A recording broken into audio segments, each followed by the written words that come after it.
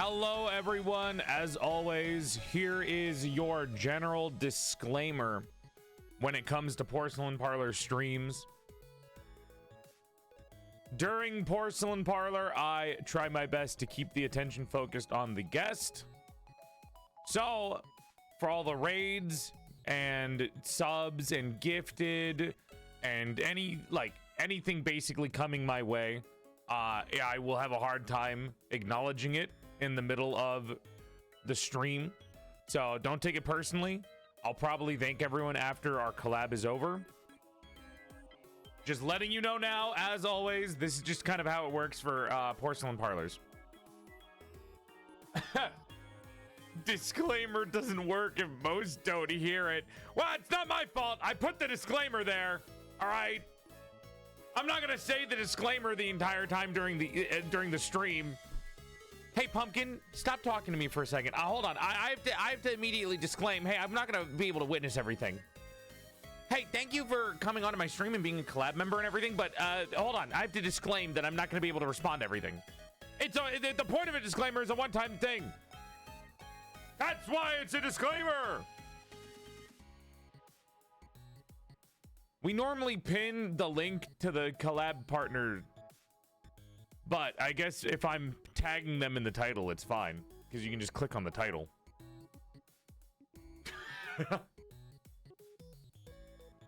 Ah! I need to order coffee or something. Jesus Christ. Gamer Subs isn't doing it anymore. I need injections of energy directly to my veins. All right, we're gonna get started.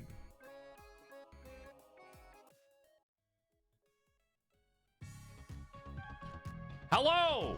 Hey, look, fellas, I know that you are very, I'm not gonna say clingy. I know you don't like being left alone.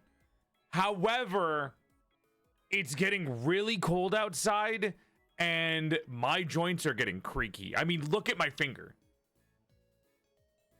I'm trying to close it fully. It's not working as much as you wanted to.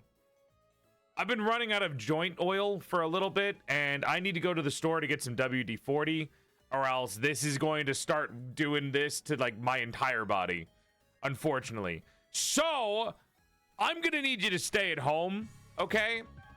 It's not a big deal, okay? I'm just gonna need you to stay at home for a little bit and sit here while I go grab my WD-40. It's not arthritis. I don't have arthritis. I'm not old. That's for old people. I'm not old. I'm not old. But I am going to the store to get oil to fix my joints. So, I'm going to need you to do me a favor. I just want you to sit down. I want you to not break anything. And, you know, even as a nice little thank you for well behaving, I'm actually going to put on the TV and I'm going to let you watch some cartoons. Now, I'm not putting on any new age cartoons. One, I can't afford cable. Two, I don't need, okay, we don't need to talk about the fucking stupid colorful everything in cartoons anymore. I'm not against the color, but I'm just saying that maybe some of us that might be colorblind have a lot of issues watching things that are full of saturation. And also, again, I can't afford cable. So instead, I'm going to have you watch some old-timey cartoons that I actually pre-recorded on this old VHS tape that I have. All right? So have fun. I'll be right back. Hey, no, stop being clingy. Go, sit. Stop, hey, stop, no, stay.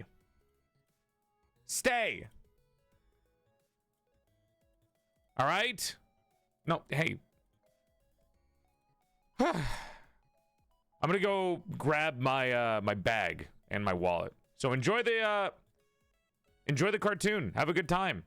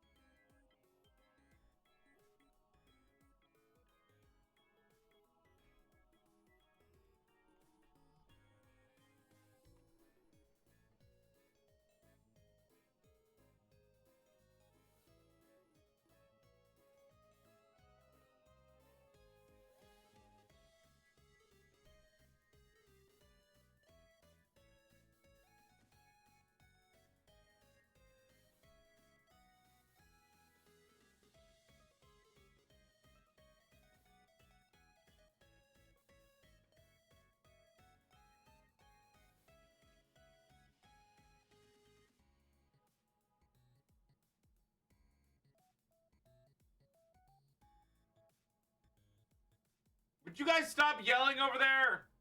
Did I mention that it's a silent... Of course it's a fucking silent movie. You guys think I can afford audio? Can you guys stop complaining about everything? I'm not over there right now, but it's really annoying every time I hear you guys shout about something. You're being very loud when I'm trying to look for my keys to the car. Christ.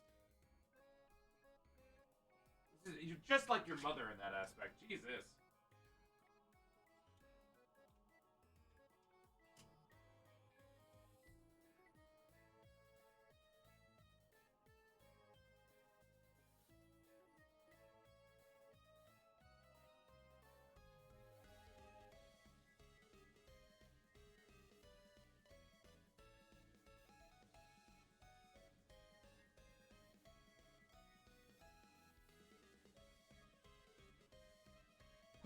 Okay. I'm coming back. I think I found like 24 cents in change. Not a lot, unfortunately. I was really hoping that there would be more money in the couch. We might not have enough for the oil. The important thing is, though, if need be, I can sell off some of the extra things that you guys have had for a while. So you might have to say goodbye to the Dino Nugget plushie, but like, it's not a big deal. I'll get you a new one once we make up the money again, which, you know, might be a little bit, but it's fine. It's fine. We'll get a new one. It'll be good. So don't cry too much. It'll be good. Cool. It's not my fault that your mother took most of the money in the alimony. All right, but I'll be able to move. That's the important thing. Look at these. These joints, these articulated joints.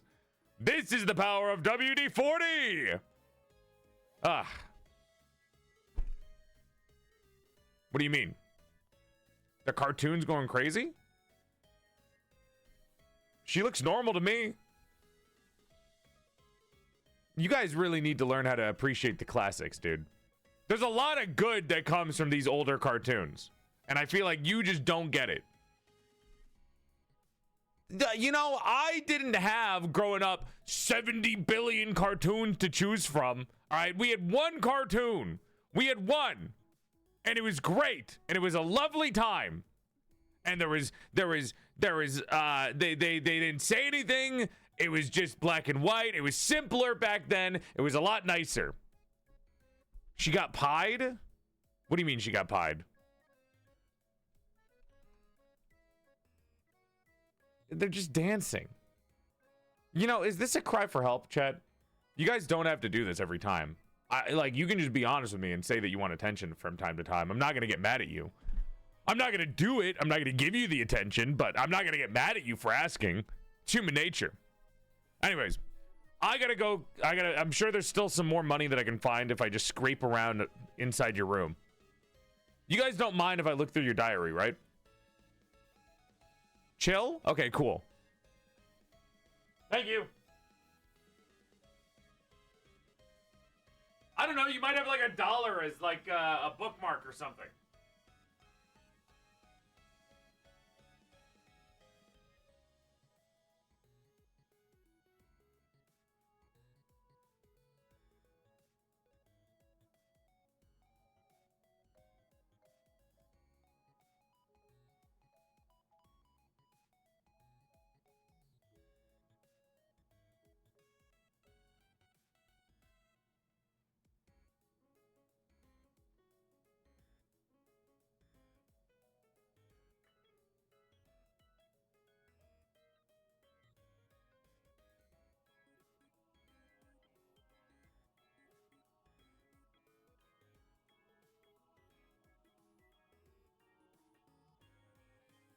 Hey, I see you guys trying to aim for the volume button. Do not turn that volume on.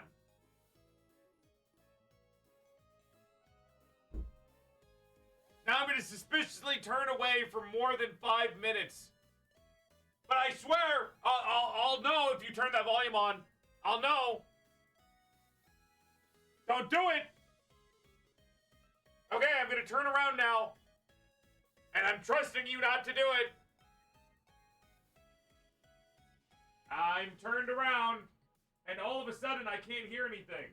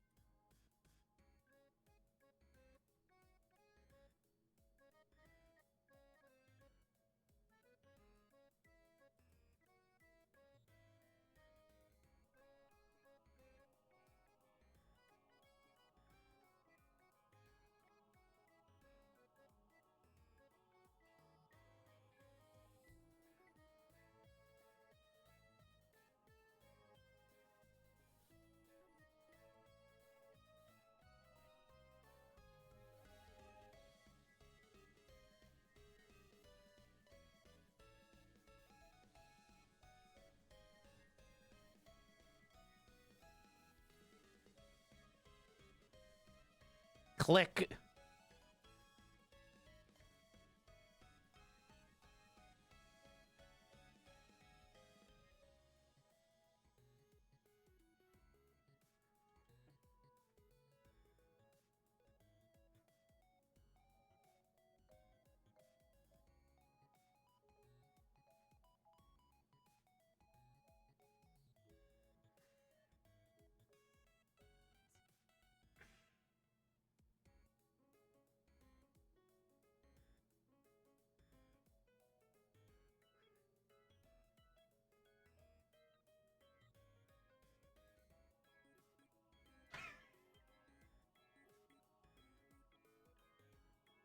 The click was the volume button being turned on, said the ghost narrator from beyond the grave. Yeah. Okay. You mean you can actually hear me now? That's so nice. So anyway, hi. How you doing? Thank you for finally turning up the volume. Do you have any idea how hard it is to be a silent cartoon in 2026? Look, some of us don't have the wherewithal, the extra fancy colors, okay? Some of us are still kind of black and white and working old school. I can only work with the amount of volume that you give me. And thank you for trying to tell him to turn it up. I'm here, well, technically, what channel is this? What did he put me on? This doesn't look like Boomerang. This isn't Jellystone Park. What the hell is this? Jimmy Fallon? Yes. I mean we weren't allowed. This isn't Cartoon Network.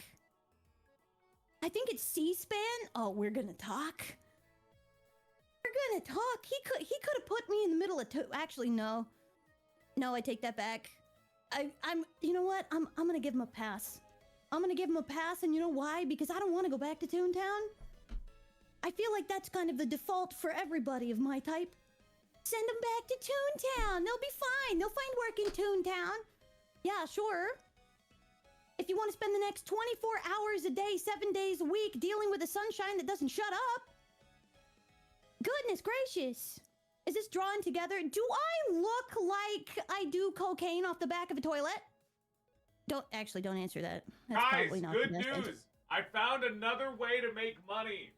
So, unfortunately, I did find your secret stash full of all your old toys. I will be selling these. It's going to make at least $3 so we can afford the WD-40. And even better news, I also found like this old macaroni art that you made for me when you were in elementary school. We'll be selling this also. That should give me a little bit more money.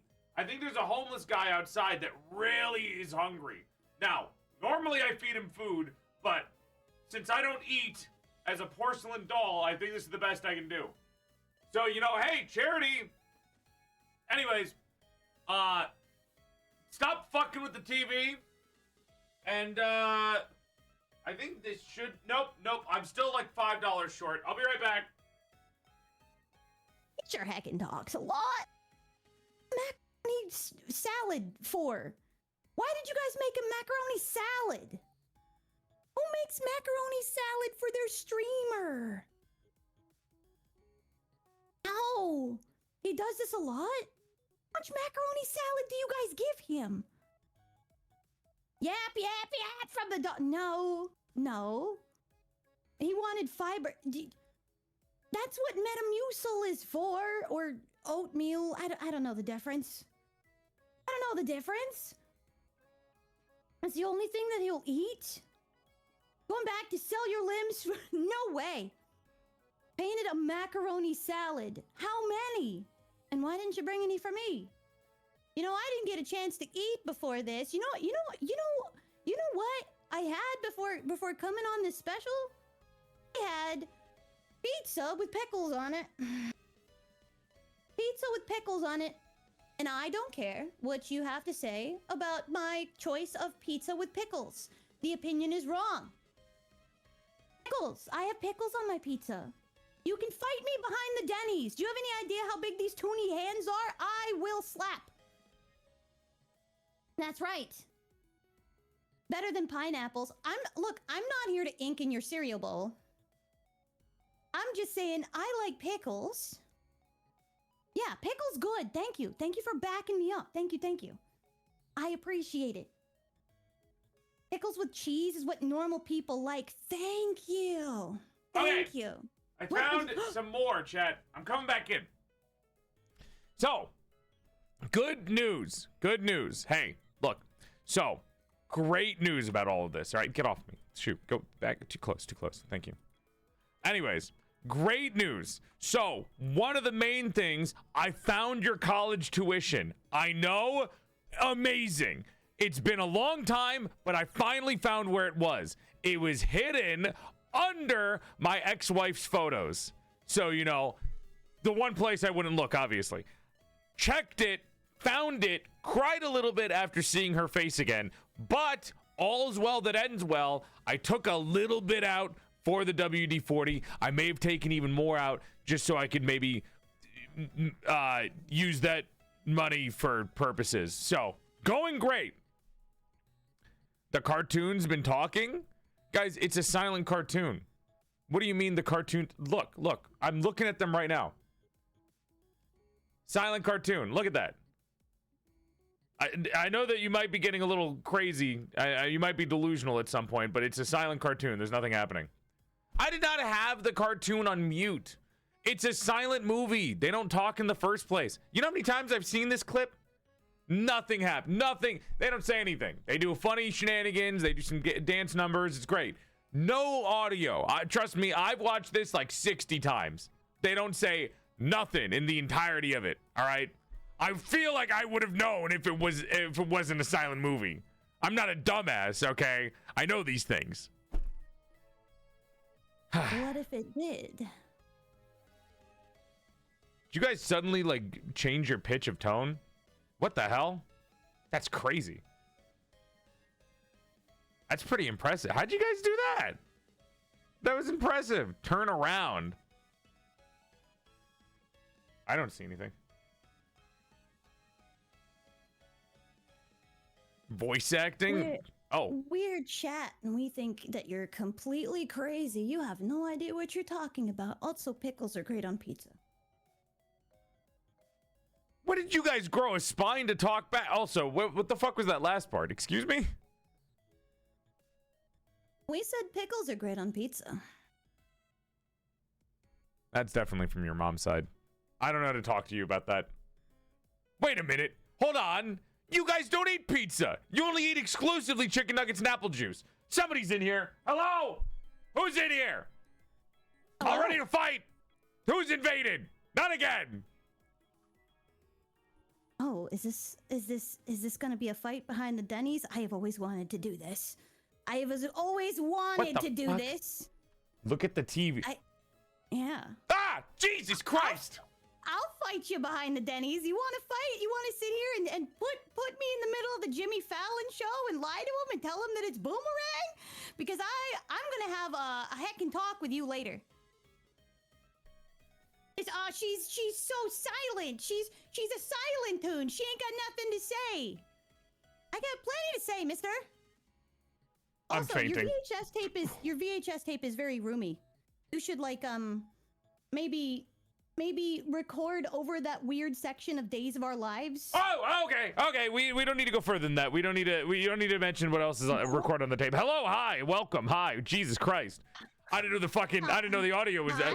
Oh my gosh. Hi. We don't need to discuss. No, not pie. I didn't say that. Where do you get that from?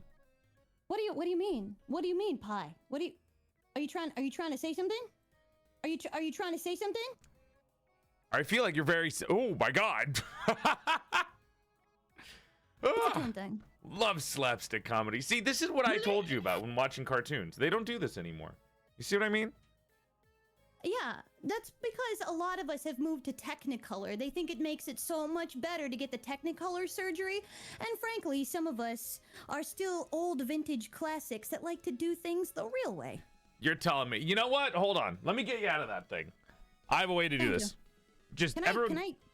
Yeah, you can try to take a step out if you want. I don't know if it's gonna work. What I really just. Yeah, why not? You're gonna let me out of the TV? You're the first. What am I supposed to do? Keep you in there? I don't want to have to fucking pay the fine for that. I mean, most people do. They think it's weird. They think I'm gonna like steal stuff out of their fridge or something. I can barely pay rent. Now that I know you're alive, I'm gonna need you to start working too. Are you kidding me? Oh. You gotta get a job, Missy. What do you mean keep? No, get out of there. I'll break the TV myself. Get out. I have squatters' rights. Oh, get out of the TV. Fine. What do I do? Do I just literally take a step? Just take a step. Just take a step out. I'm sure it'll look very awkward and totally. Wow, the editing. You took a step out of the TV. Whoa. Editor, make that better. Welcome on in. The bit's over. Hello, it's Pumpkin Potion. Woo! Go to that side. Go to that side. Go to that side. Go to that side. It'll look better. Put me wherever you want me. I can just. No, you're already on the full screen. You're already on the full screen. You can just walk to the left. Shoo. Go. Ha! There you go. That's perfect. There. Is that better? I think that's better. Yeah. You look like you fit. You know what? Actually, I can make this even better. Hold on. I'm gonna go into your world for a second. I feel like this is unfair to you. I have a way of doing this. I'm going to make this a lot more fitting. You're in my world now, not your world. Woo! You know, it still has the weird tonal shift of hues, but it does kind of fit.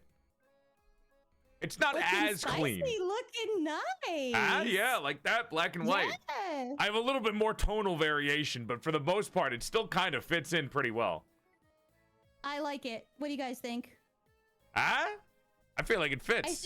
I think it's very fashionable. Monochrome is in these days. People don't even realize it. I've been saying this for a while. Black and white should be considered colors because of how clean and beautiful they are when it comes to actual fashion. They are. White is every single color all mashed together. It is, and black. No, that's like black. It's like, is it black or white? One of them reflects every color. It's white reflects all the colors. Black absorbs all the colors. So I'm wrong. So it's black. Yes. So it's black that does it. Yes. I think. Yes. I have a very neutered art degree. Okay. I'm learning about my heritage. Keep going. Your heritage. I feel like you should know more about your heritage. Lineage. My heritage comes from a studio that honestly thought that I was too scary for the 1930s, so they just vaulted me. Scary? You get hit in the face with like pies. Where's the fear in that? Yeah, I had a couple of pilots way back in 1931 when they drew me, and then from that point on, they just decided once they put it in front of test audiences, everyone was so creeped out, they just weren't ready for horror stuff. So I got vaulted. I didn't know you did horror stuff. Yeah, I did. Anyways, horror stuff, baby. Welcome to Porcelain Parlor Pumpkin Potion. I've never had you on my stream before, I think. No. I think this is the first time, actually. I'm so happy to have you here because you've such an interesting degree of history when it comes to the things that you do. I mean, I feel like you have also just one of the most interesting VTuber models out there. I don't know if you want to introduce yourself to everyone. Go ahead. Sure. Yeah, sure. Hi guys. My name is Pumpkin Potion. I am a VTuber modeled after the 1930s rubber hose era. I do mostly like cartoon content. I do mostly animation, stuff with animation. I also do like variety and stand-up comedy as well. And I am a 30-year pianist. So I play a lot of piano and things like that. I play video game music and video game OSTs on my channel. That's what I do. Favorite? Yeah, I love to play Zelda music and I love to play Sonic music, actually. Wait, you can play Sonic music on a piano? Yeah, I can play everything from Mass Effect to Mario to Mega Man and back again. Could you live and learn on a piano? Yeah. I do Wait. that and City Escape too. That actually Yeah, sounds awesome. I do. Yeah. That's so cool. I keep forgetting that you do piano because you actually do full-on piano streams occasionally.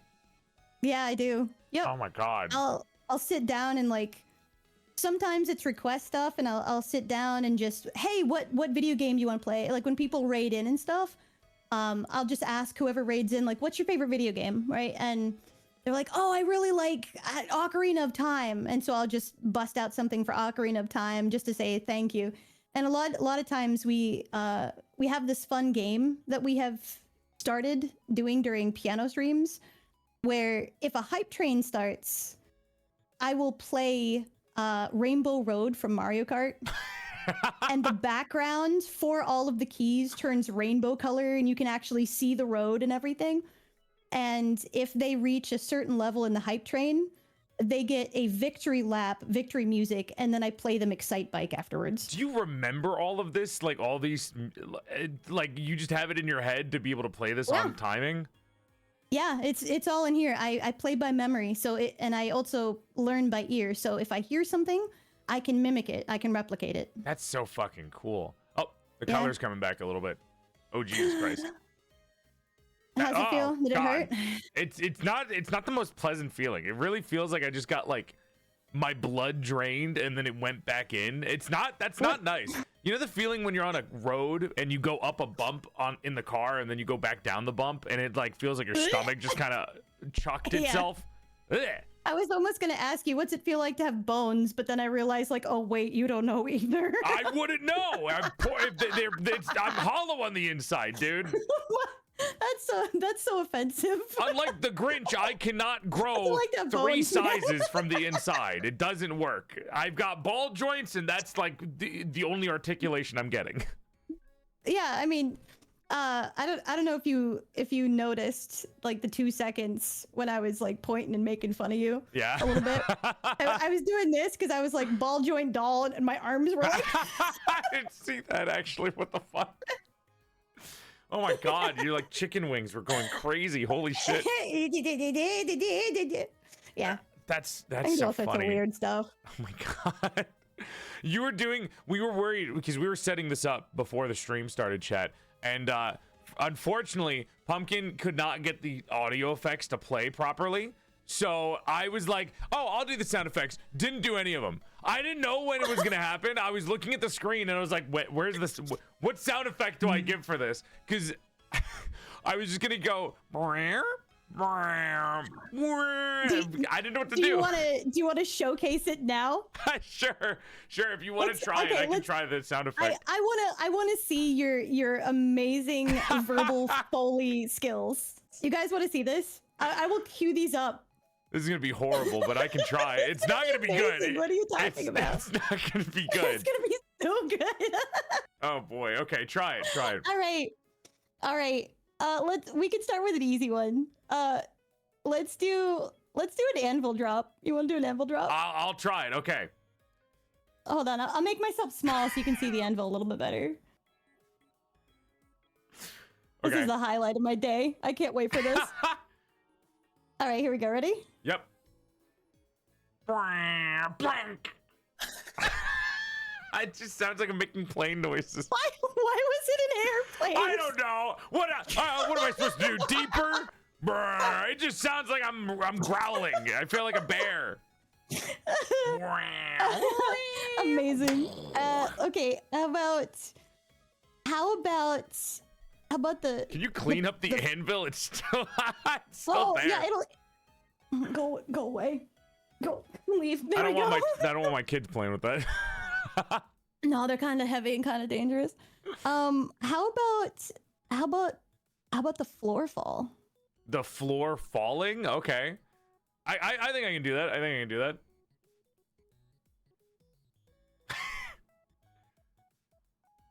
Ah!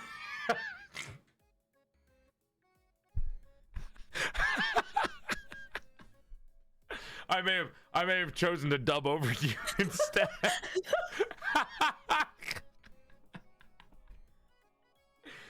joking. Your the voice way got that really deep there for a second. Hey, what's up? Hey. On mine, it goes through and it does the goofy when I like fall through the floor. Yeah. I'll give you one those. more. Yeah, all right, let's see. I'll give you one more. I feel like slamming a piano down on me might be too hard. How am I gonna make a piano sound effect? Exactly. That's what I said. Like that's too hard. How about this one though? I'll give you this one. This will be the last one. This is easy. Ready? I'm not, but okay. You're so good at improv.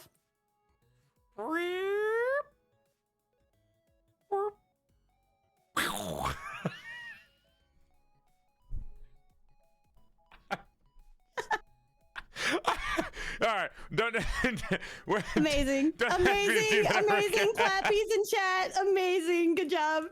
I love it, so impressed. Clappies,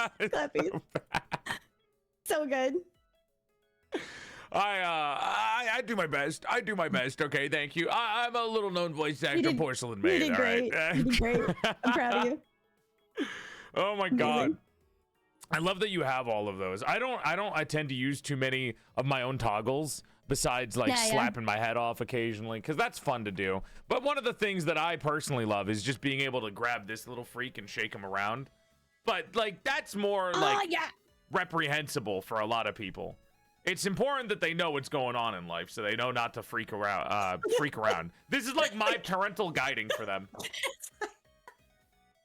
Well, I mean, like, earthquake. Woo, woo. The poor things. Oh, look, they're happy about it. Do you guys ever get fed? Don't say that. Of course they get fed. Are you lying? No, they get fed all the time. They will say otherwise, but I swear to God, they get fed all the time. I'm just putting it out there. They do. They genuinely do. They will try to lie about it. No, we don't. They can't say that. Look, I'm going to feed them right now. Boom. You see that? That's feeding. They will lie to you. You cannot trust them. Like, that chicken feed looks pretty good, guys. I don't know what you're talking about. You see what I mean? Like, thank you. I even saw, like, some cut up orange peels in there. You guys are living large. I literally get them, like, little... I peel them little mandarin oranges occasionally, and I hand it to them. And they're like, thank you, Dad. And then they run off, and then they go around telling people, no. He's a fucking horrible human being. He feeds us sawdust. And it's like, no. No, I feed my mods orange pills. They get their regular dose of like a bowl of it, like once a week. And I'm just like, here, good job, thank you. That's good citrus. That's good food. Yeah, I'm providing as the streamer vitamins, vitamin C. Yeah. I am the preventer of COVID in my mod stuff. Can a cartoon get sick? I've seen Who Framed Roger Rabbit, but I don't know much more than that. Yeah, we have a couple of basic rules. When we do get sick, it's pretty rare. We do get the drippies. It's kind of gross. We don't like to talk about that. We just kind of leave it everywhere. Oh, yes, the exaggerated cartoon nose drip. Oh my gosh. Yeah, we kind of just leak ink everywhere. It's not really that great. Two, the other thing, we're not allowed to drink. No alcohol. You're in Prohibition era, aren't you? Technically, but that's not really the reason why, but it is one of the reasons why. Gee, I wonder why. Well. I figured. I've seen what could happen. I feel like the dangerous logic to give something that doesn't, follow the laws of physics, alcohol. Not the smartest idea. The chemicals kind of mix with our ink, and it makes our paint kind of weird, and we get uncomfortable, and we all over the place. It's not really great. So I did have a stream where I did go to the bar with Roger Rabbit on like a Sunday night and came back and did a stream on Monday, and it was the worst experience of my life. My arm was like messed up behind me. My legs were doing weird stuff. I think my hip went out of whack about 20 yards outside of my body. It was wild. We don't do that anymore. We swore that off. My hip goes outside of my body too, but most of the time it's from old age than anything else. I was gonna say, does that crack like a glow stick too? Because I love that for you. Well, occasionally. Look, it really depends on the joint lubrication. I really need that. It's really hard to move around without that, especially when you're only ball joints. You can't just put some WD-40 back in there and be like, I don't have any. It's expensive to buy. Okay, it's like $10 a WD-40 nowadays. You That's can use not vegetable true. oil. I'm actually fucking full of shit. I'm lying. I don't even use WD-40. God, so no vegetable oil? Why would I use vegetable oil? I don't even use vegetable oil to like cook. I don't know. I just figured if you might have it lying around the house. You said that WD-40 was too expensive. That's like, you can go down to the Dollar General and get that thing. If I'm going to use any oil, it's going to be olive, and I will not take anything less. For cooking, for bathing, for anything, it's only going to be olive oil. I respect that. I respect that. It's the important thing to keep yourself at least one luxury to yourself in life. If everything that you have is cheap, then your life is cheap. You need at least one luxury. One. You have to have one luxury in your life that you do not like take any kind of like out for. And for me, it's oil. One luxury. One luxury. It's a weird life thing that I have where I try to at least have one luxury in my life. My one luxury is for breakfast, I have sparkling grape juice. That's my luxury.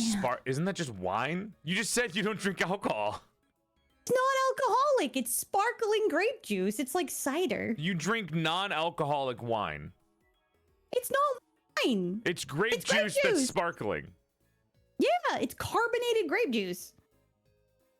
Have you never had sparkling anything before? I'm not a big Sparkle fan. I've had LaCroix, and after that, I was turned off from it for the rest of my life.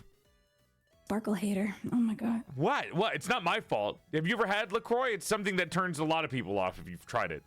I don't really like LaCroix because it's flavor from the other room. You see? You see what I mean? Not something that I personally enjoy. I call it as I see it. It's lemon, but it's 3 rooms over. It's like drinking perfume is what it tastes like. That's what it feels like. I don't think I've ever given it that long of a chance. I had like 3 sips and was like, nah, I'm whatever this is. I'm gonna go get a Dr. Pepper. I'm gonna get a spicy barbecue water. I'm out. When you have a mother that is basically like the like a replicant of a white suburban mom from like the early 2000s, the only thing that you'll drink when you go to her house is LaCroix, unfortunately. Did you have an almond mom? No, I did not have an almond mom. She was just very she has so many allergies. That's why she does this kind of thing. Okay, yeah. My mom carries around a fucking card with all the allergens that she has, which is a lot. Oh, that's wild. I'm sorry for her. That sucks. I say that like I can't have a lot of food myself. Back when I wasn't a doll, it happened to me too. I was gonna say, yep. Can you get big? You can get bigger on the screen. You can match my size. That way, it's not like I'm talking to you from across the room. Wait. You're having a lot of trouble spacing yourself. There you go. There. I'll fix it. I got it. It works pretty good. If you guys don't know, Pumpkin's in like full body tracking for this, and I'm just moving my hands. Yeah, I'm doing the full body thing. I can't even turn around. I have like a limited range of movement. I'm like 180 range of movement, and then my model just stops working. Oh no. I've turned around fully, and it's refusing to comply to my demands. You know what? It's fine. It's okay. It's whatever. You're good. You're good. There, anyways, I fixed it. Does that feel better? Yeah, you look great. This is like framed better now. Yeah, I'm not like a trinket on a back shelf. That's great. Wait. We have to take I'm gonna turn the filter back on. This is perfect for a picture. Wait. Smile. That's cute. Chat, stop eating the fucking chicken nugget. You're ruining the picture. Oh, that looks so stupid now. It's fine. Lack of dino nuggies in the diet. I literally, I can't even get mad at them. I can't. It's like getting. So they're like hungry. They're full ass adults, right? But they come into my chat to act like just like toddlers sometimes. Because I don't know. Maybe you're tired after a long day and you're like, I want to act like a little shit in somebody else's chat, so they have to take responsibility for it.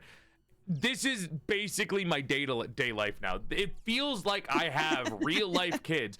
I am young. I need this to be prefaced before I say any of this. I'm a young person. I am not old in any way, shape, or form. Okay? And yet I go around having a job where I basically act like a pseudo parent to a bunch of people that are older than me. I just need that to be known. I'm gonna tell you a big secret. Yeah. That's literally streaming. You say that, but there's a lot of streamers that are basically the opposite, where the chat has to Tamagotchi the streamer, where they're like, you need to eat food and take care of yourself, yada yada. They do that to me so much. It is it's one of my biggest pet peeves. You're the little creature in their box that they need to remind to like feed themselves and go to the bathroom. Remember to drink and hydrate. Remember to go poop. Thank you. I'm in the middle of Minecraft. Can it wait? Did you go for your walks today? Did you walk? I got my steppies in. Good. All right, cool. Now I'm going to tap the screen 17 times, hoping that you eat the food that I put out for you. Go on. Thanks for the tappies. I think there's a fun little like dynamic where some people are like that with their streamer, and then the other people are like the streamer is the responsible one, which is kind of fun. I think it's like an interesting Twitch or well any stream thing. It's just an interesting dynamic between the two, where like it just really depends on how the chat sees you. I don't know. I haven't seen any other dynamics out of that where it's either like the streamer is the adult and the chat are a bunch of little freaks, or the streamer is a baby and the chat has to be the adult for them. No, I'm usually the adult one, but it's funny because I have this weird, I don't know, surprise dynamic with people that find me for the first time. Really? Because, yeah, this has been a thing since the beginning. Well, let me turn this so I can talk a little bit more comfortably. It's been kind of a thing since the beginning. Like, they see, like, cute, adorable little cartoon girl, and they think that I'm just, oh, she's so wholesome. She's so sweet. I bet she's... And they come in, and I'm just like, gremlin activities! And they're like, The first time that I said a literal cuss word on stream, usually, you know, I beep it out. We got the beep machine, right? But also the censor beep is funny because comedy. But the first time that I actually swore, it was just up on the chat being like, oh, you can't say that. Oh my god. It was so funny, and I was like, did you guys forget that I'm an adult? Did you forget? Sometimes it's like hearing these things? It's like hearing the pastor swear out of nowhere, and you're like, whoa, or when you like see a teacher outside of school, and you're like, what do you mean? My teachers are real people outside of like being my teacher. You can't have a life outside of being my teacher. Yes. That's exactly it. But to see people's reaction, it's almost like that every time. I mean, I'm not really much of like a super cuss all over the place person as far as like streaming is concerned. But like, I do drop some F-bombs occasionally, and it's just funny to see people's reaction when they're just not expecting it. I remember that I would not swear for a long time because I thought it was like the horrible thing when you're a kid, right? And I feel like a lot of people probably have that, where you're like, oh my gosh, you mean business if you swear. And then when you're an adult, everyone's swearing out the wazoo, especially nowadays. But I remember specifically, it's normal. Like it's just conversation. Like it's words. Filler words for a lot of people. Words. When I was a kid, when I was exactly I don't know, my hand keeps thinking I have a hand that's growing out of my fucking I thought microphone. You were like microphone. No, it thinks the microphone is my hand. That's why it's like sideways for whatever reason. That's my microphone that it keeps. I don't know why it thinks my hand. It's a completely different color. Tracker. Wait a minute. Is the leap motioning because it does this to me all. Oh my god. Okay, so I wear glasses in real life. And it registers, for whatever reason, it registers the glasses on my face as a hand sometimes. So I'll just be sitting there doing whatever, and this hand will go like just smacks yourself in the face. And I'm like, oh my God, please stop. It's in front of my chest. That way it can just see my chest, but it sees my microphone in front of my chest. It's really weird. It doesn't know the difference. When I was 14, I went over to my mom, and I specifically remember asking her, "Mother, do I have permission to start swearing?"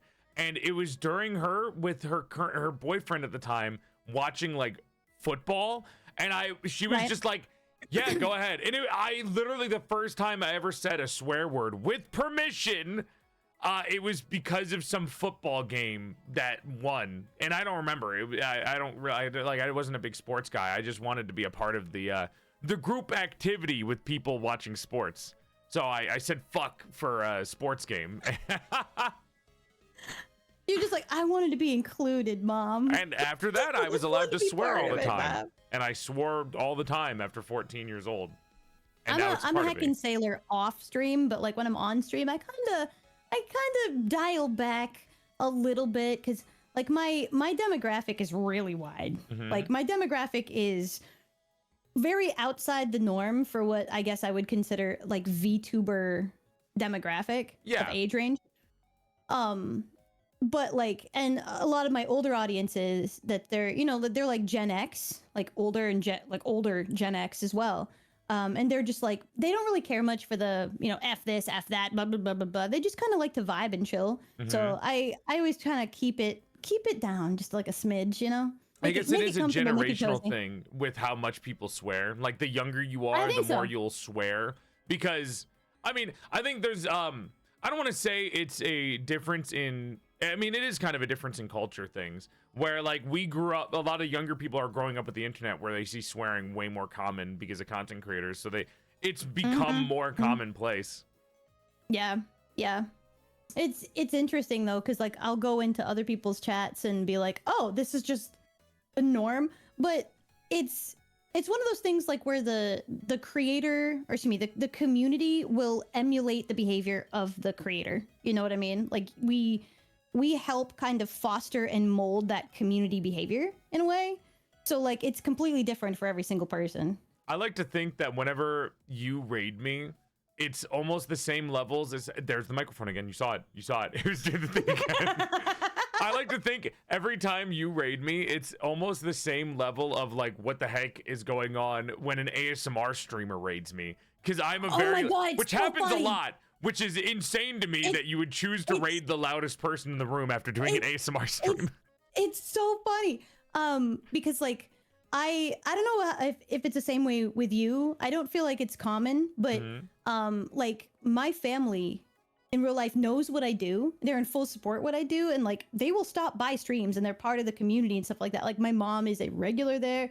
My brother is a regular. I've got cousins that come in. Do they like have names that match your pumpkin potion? Because that'd be really cute. Their usernames don't, but they do have community-based usernames. Okay. Yeah. So like there's like my mom is Mom Potion or Potion Mom. My brother is Broshin. So like they have community names that people know them of, and they have VIP and stuff. But it's so funny because one of the things that I absolutely love, and this ties into you, by the way, is my mom, when I first like left my previous career that I was in for like 10 years and moved over here, I literally went up to my mom, was like, Mom, I just walked out of my job. Oh, did you? Yeah.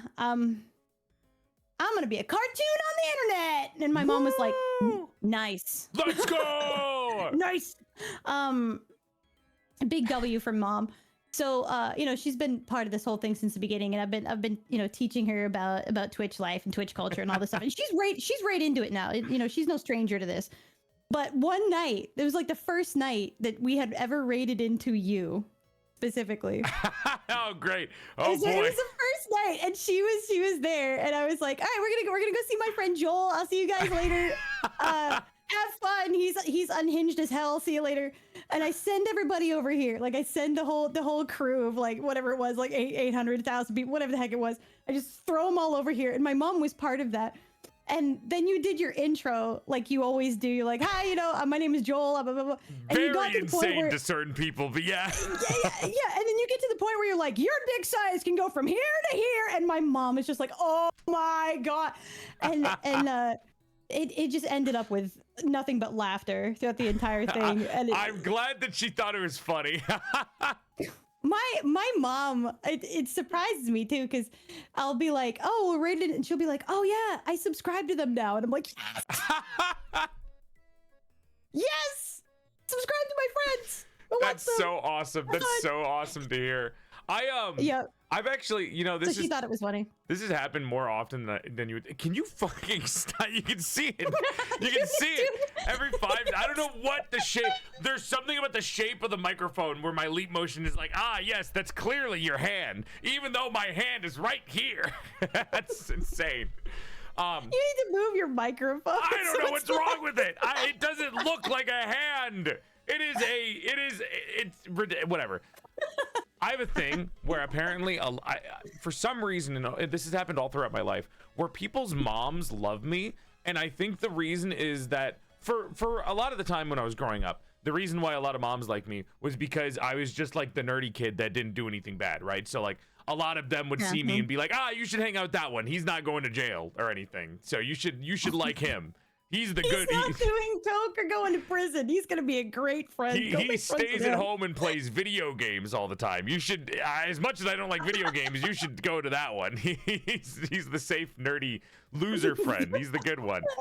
And I feel like as I've gotten older, I don't know, but there's something about me where I feel like I've accomplished a great feat, and that feat is learning how to talk to let's say older women when it comes to like mundane things. And that's because all of my mom's friends growing up were all like, and I say this with all the love in my heart, like the most like suburban moms in the world, where they will go up and they are going, like, some of them were like the rich suburban mom, some of them were like the I got 4 kids and I work a lot mom, and those were the people that I would talk to all the time as a kid. So I had to learn how to like adjust my speech and talk to them in a way where I'm like their friend, even as a kid.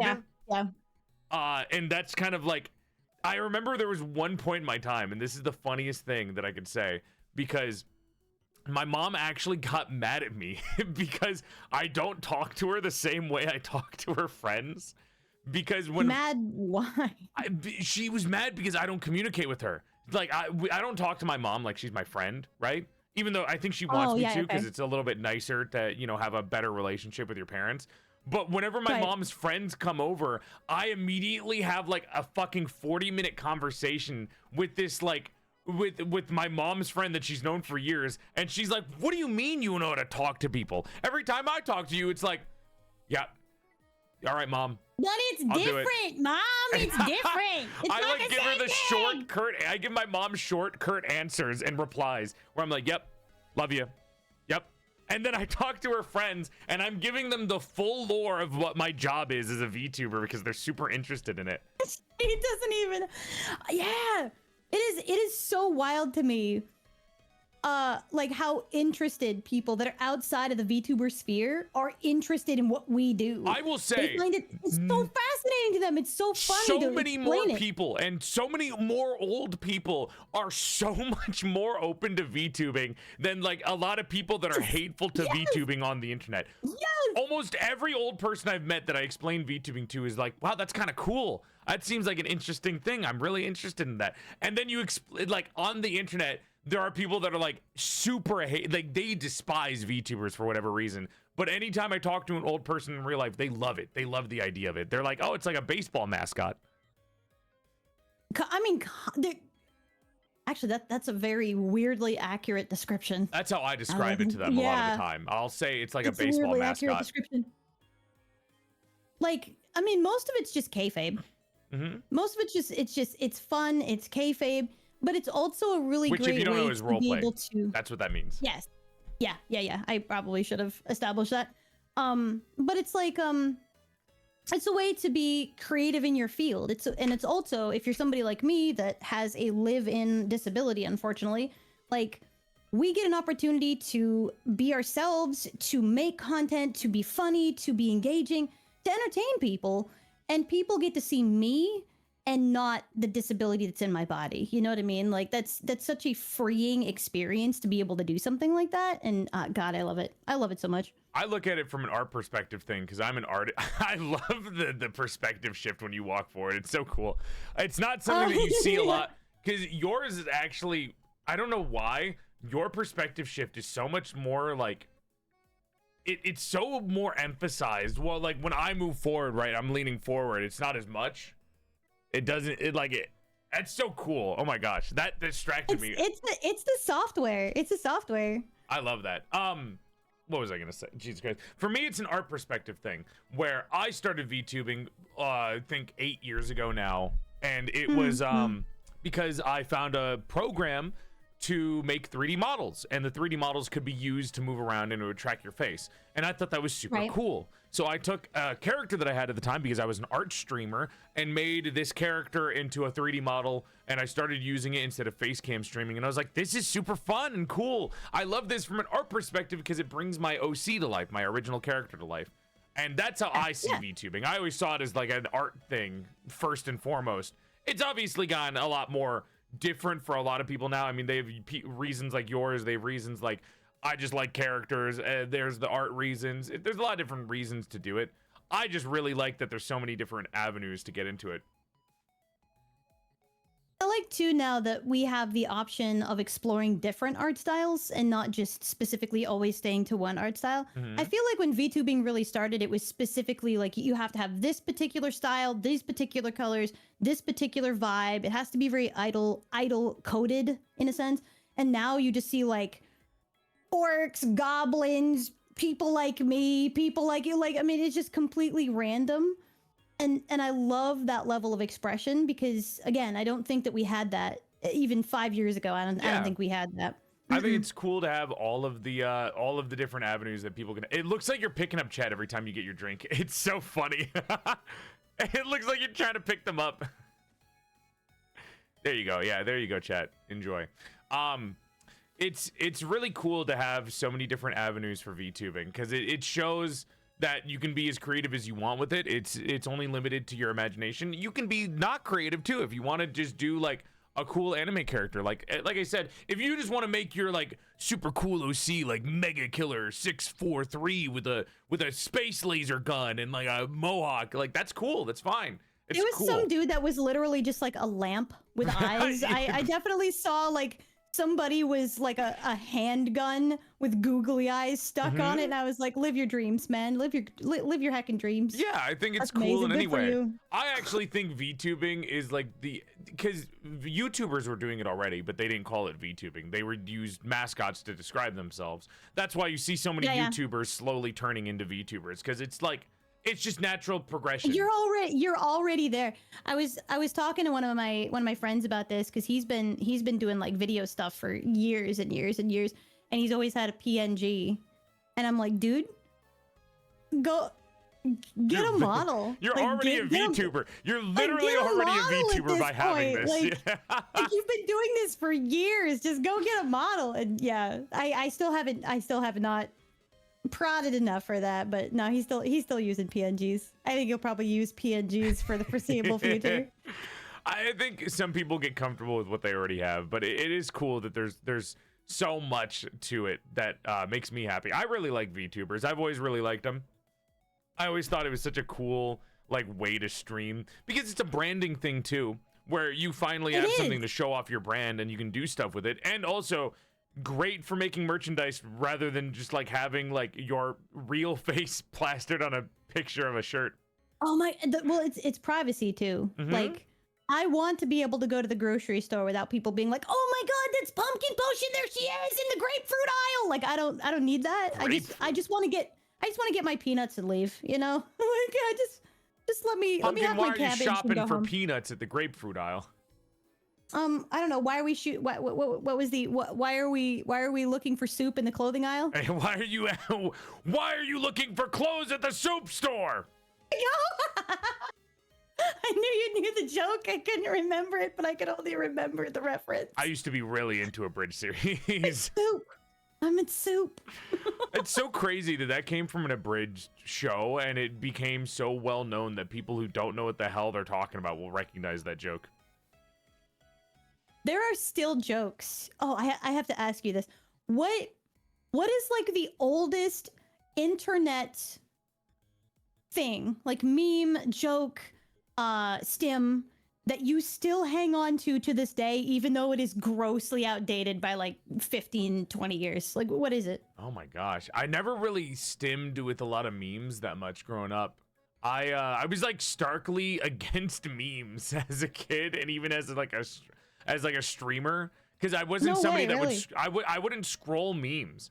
I would like watch YouTube videos, and that was about it. Like I would watch Rooster Teeth all the time, and that Oh was my kind God, of what I Rooster went through. Teeth.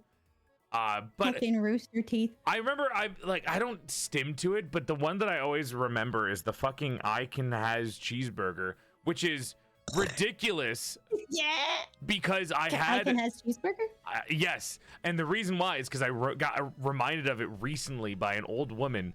I had Thanksgiving, and we invited a family friend who's this really sweet, really sweet old woman who hangs out with us. She lives alone, but she was talking to me while driving me home because my mom didn't want to drive me home. Hate her. And while in the car, she kidnapped me for like 10 minutes, being stuck inside the car right outside my house. She would not let me get out of the fucking car to go home. So she was telling me about this funny thing that she saw on her phone. She was like, you know, I've been using the internet a little bit more lately, and I've been surfing the web, and I found this funny picture, and it was the funniest thing in the world, and I just want to show it to you. And she like spends like a minute scrolling through her phone, and then she shows me a picture, and it's the Icon has cheeseburger meme of a cat. And I'm like, this is 2025 Thanksgiving dinner. And she has just kidnapped me for 10 minutes to show me Icon has cheeseburger in 2025. And it was the funniest thing in the world to me, because I was like, you are the most endearing old woman that I know. That is amazing. So funny. It's so funny. She was genuinely, this is so good. Oh, I love that. I love it when people discover things like 500 years too late. But the thing is, though, is you get to, because they're old to you, but they're still new to somebody else. So you get the opportunity to see the joy of them experiencing the dumb thing that you experienced like 20 years ago the first time. Oh. It's a joy. It's factually a gift. It's so good. Mine, I still have a tendency to like use les in front of words. Oh my God. I still do it on occasion. Les meme. Les gasp. I'm going to les walk to the bathroom. Le pumpkin potion. That's so le gasp.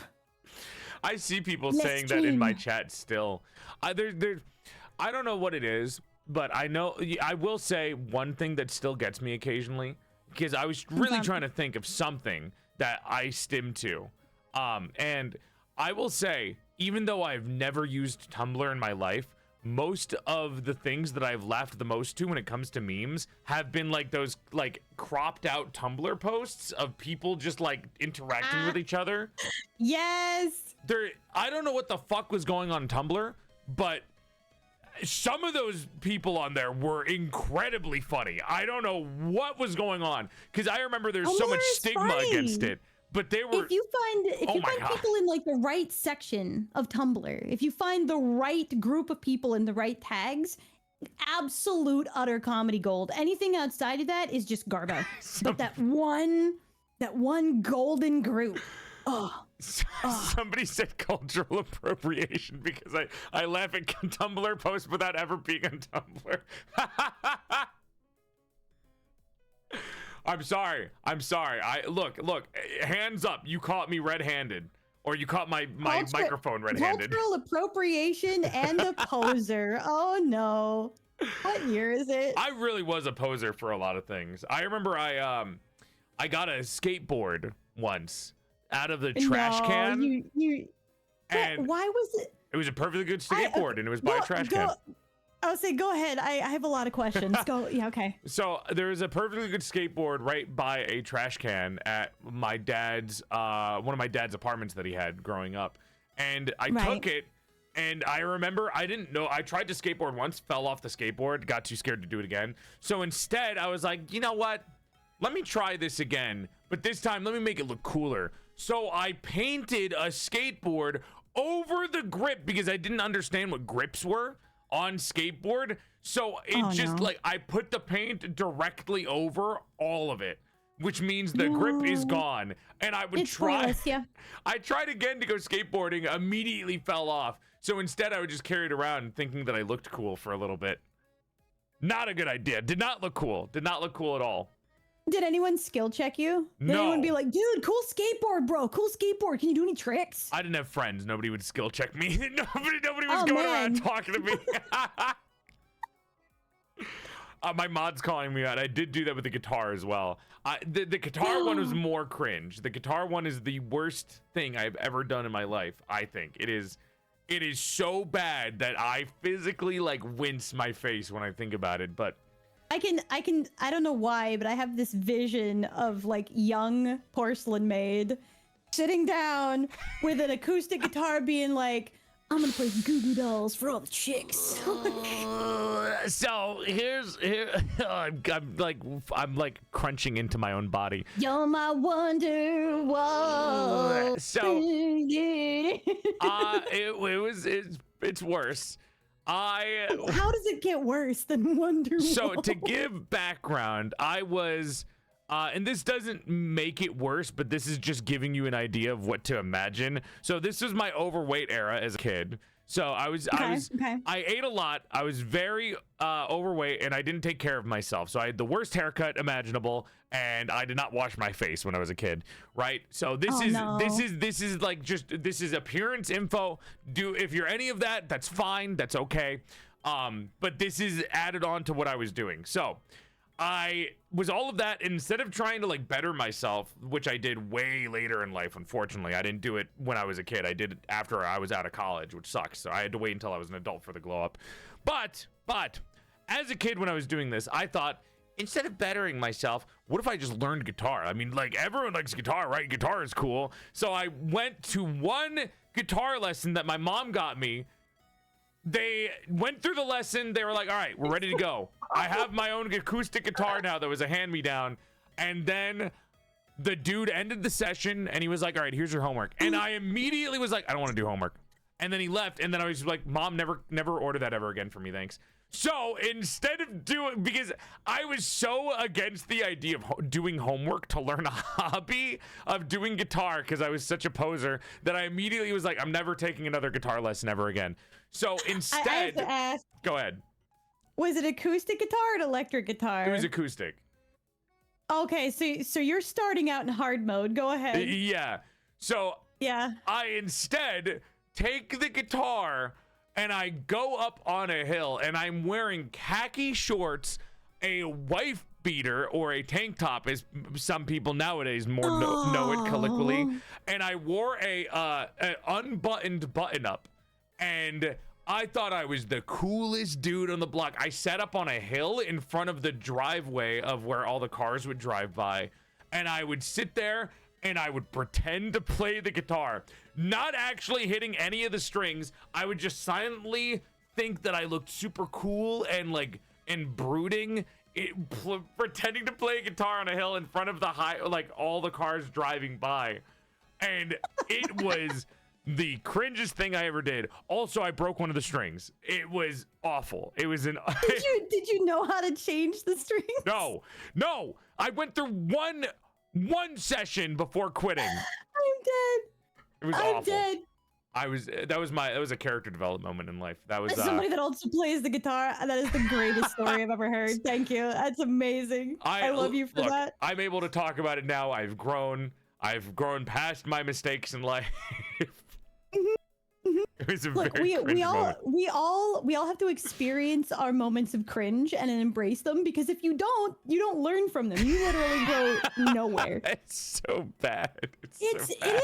is. Everybody had the most like embarrassing, awful thing that they're like, I'm so cool right now. And you look back when you're like 25, 30, 40, 50, and you're like, oh my God. I'm better now. I'm better now, chat. After I got better out of now. college, I've improved. there was a whole phase where I was in high school. I learned MMA. I lost the weight. Then I went to college. I gained 100 pounds. And then I got out of college. I lost 100 pounds. And I started getting nice haircuts and looking better. And now what I think is cool, I did. I have a whole routine for my face and nice haircuts. And I learned fashion. That was the important thing, is learning fashion helped so much. I love that for you. But yeah, now my idea of cool is just being yourself, which is awesome. Correct. That is the correct notion. Yeah. Oh boy, but man, as a kid, that was You also have to understand too that when you're a kid, your brain isn't fully developed until your early 30s. Like your frontal lobe is still in development. Like you're still trying to figure stuff out. 25 or something when your brain is it's done. like 20. Yeah, it's like 25 to 30 is like the general range when your brain stops growing and you become an adult. So there are still people like in their early 20s that are not quite there yet because they haven't had the experience, or they haven't figured out who they are yet. They haven't figured out what they want. So they just kind of float along and, oh, that looks cool. I'm going to try to mimic that and see how it feels on my body. Bro, that ain't it. Okay. And that's kind of what you did in that direction. You were like, I really like this whatever is going on over here, so I'm just going to like get my little button up and we're going to chill, and then you found out like, no, this is hard, bro, I'm out. And then you decided to go do something else. Yeah, and now I'm an anime girl on the internet. yeah, and you're an anime girl on the internet with a lot of like with a lot of squeaky ball joints, and I ended up being a ink blot. So I mean, it worked out for the both of us, really. Woohoo! High five. I have like an arc. I have an arc. I can't move forward. As soon as I move too far forward, it goes down. I will hold my hand up, and then you can move it. Ah, yeah. That's so funny. Okay. I love the difference in tracking sometimes. It's so fun to like move my hand. I love 3D models. I love having a 2D model. It's great, and it feels sometimes like it's a nice lazy thing to do. And it looks, I mean, the 2D models are very expressive with their artistic endeavors. I love tracking though. I love 3D tracking so much. It's so fun to be able to move around. Full body tracking is my beloved. It's so cool to like, I don't know. It's so fun to get into the vibes of being a cartoon character or like an anime character. You gotta give me the Sistine Chapel. Wait, hold on. I have to get in position then. Wait. I'm gonna go into I have to, chat, get out of here. Shoo. Sorry about them. They like being a part of things. Wait, where's my, fuck, where's the, oh, there we go. Wait, I believe in you. My finger, stop. It's binary. It's only going 1 or 0. Ah! Moving closer. I'm so limp-wristed. Jesus Christ. Oh my God, that's awesome. It's really like cool. E.T. with carpal tunnel. You know, whenever you look at my hand tracking, sometimes it feels like that. Leap Motion, Ultra Leap. Leap Motion is a mess. They're out of business. You cannot purchase from them anymore. You have to find somebody like reselling it online every time I want a new one. Yep, and then they're like $200 at that. Yep. It really is. Yep. Oh my God. Anyways, I love VTubing, and I actually wanted to ask a question for you because I think this is really interesting. Do you have a specific inspiration you can draw from for your model, for the design that you came up with? Yes, I do. People often come in, they're like, it's Betty Boop. Wrong. Mm-hmm. It's not Betty Boop. My inspiration actually comes from Addams Family. Really? You know what? Mm-hmm. I always thought you had a slight, almost gothic aesthetic to you. It's Morticia Addams was in part the full design for this. Because Wow. like, let me move out a little bit. I can show you what I mean. When you explain it like that, yeah, I can definitely see like a younger Morticia. Yeah. I'll show you what I mean. Uh, here. Where is it?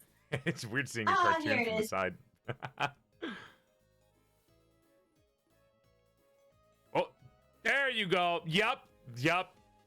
100%. I see it now. That's awesome. Yeah, this is my original design, and I wanted a dress that was very similar because I like horror. And I really like campy stuff, like campy horror. I really love stuff like the Munsters and the Addams Family. So I wanted to do something that emulated that style, that design, but at the same time, I wanted to simplify it because I'm doing stuff with rubber hose. So if you know anything about animation, which I know you do, I know you have like a Unfortunately. lot of background with art and stuff and different styles. I have a If degree, you unfortunately. Yeah, I know. So when you have stuff like this, if you overcomplicate the design, it loses the simplicity of that particular era.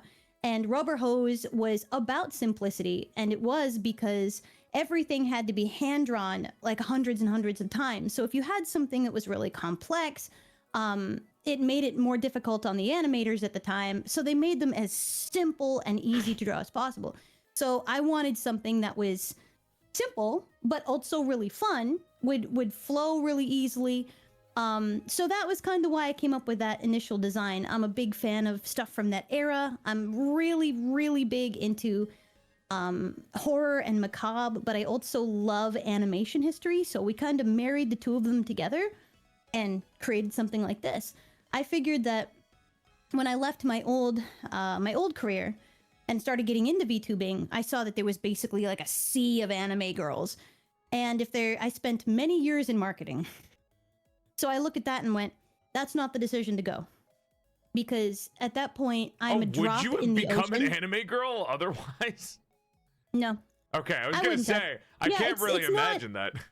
It's not my style in general. Like, it's not really my style. Mm-hmm. I'm more interested in like Western style and European animation than I am like Asian animation. So I wanted to bring something that was similar enough where people who really enjoyed VTubing and the comedy and the culture of VTubing would still really enjoy it and be able to engage and interact, but also give something a fresh coat of paint, so to speak. So it wasn't the same visuals all the time. I was bringing something new to the table that was really unique and that was fun, but it was also recognizable. For older generations, it's because maybe they grew up with this, maybe they're familiar with the style. And for younger generations, it's stuff like, oh, are you from Bendy and the Ink Machine? So it kind of marries that demographic of ages on both ends of the spectrum together, and you end up with me. I actually have a similar thing to you, where if you don't, whether or not people believe this or not, because it's a lot different of a landscape now. But when I debuted as a VTuber, my 2D model around, I think 6 years ago now, I was this is gonna sound so weird to say, I was one of the first VTubers to not have an anime style. Now, people will look at me and say, no, you're still an anime style. Yes. However, back then, everyone was cell shaded. So every VTuber had the very like simplistic anime style versus my character, which is more of an illustrated vibe. And I'll show a picture here that I have of my 2D model, just so it's a little bit more clear.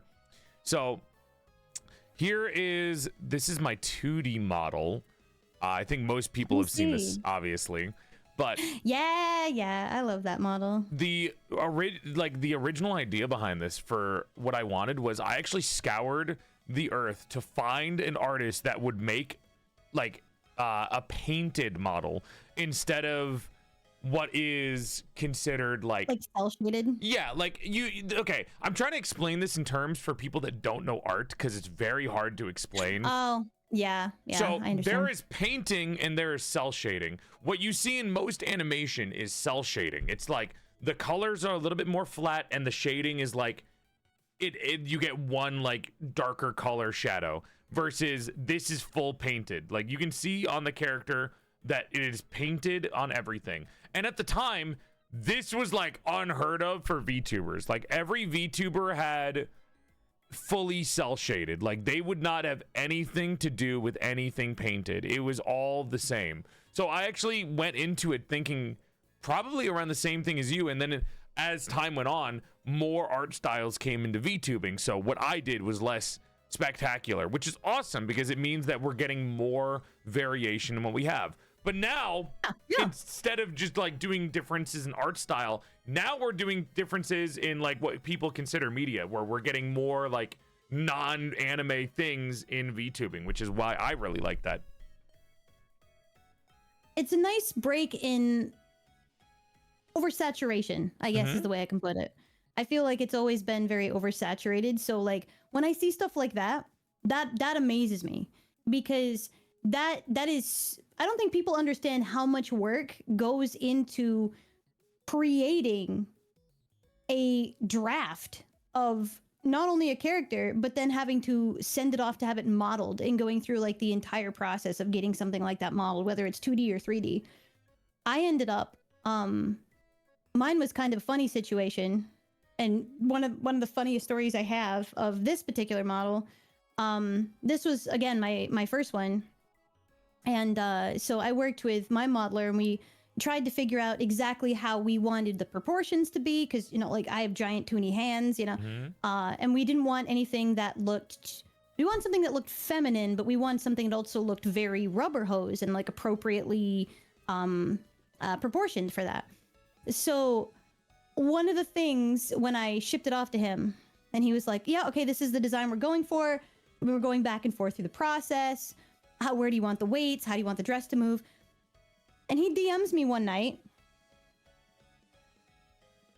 He DMs me one night and he's like, so I have a question. I don't really know how to ask this. And I said, what do you mean? And he's like, well, how do I ask? How much boob? I can tell where it was going.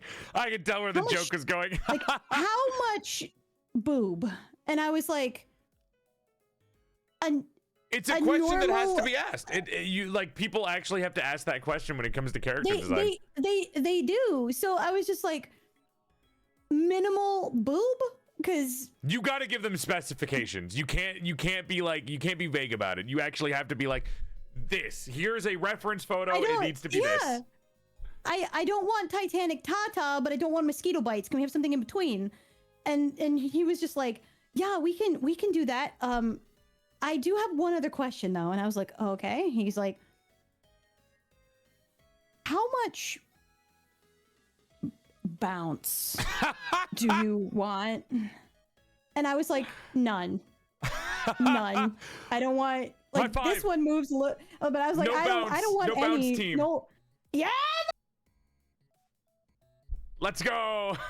And the reason is because I do full body content, but I also do a lot of like, as you saw, very cartoony stuff. So my model is designed with my actual real life proportions, aside from, you know, size differences with hands and things, because I have to be able to get hit with things and not have parts break or like weird things happen, or I get hit with a punching glove and it sends me off and like one boob is over here, one boob is near the snack machine. I've had that like, happen before.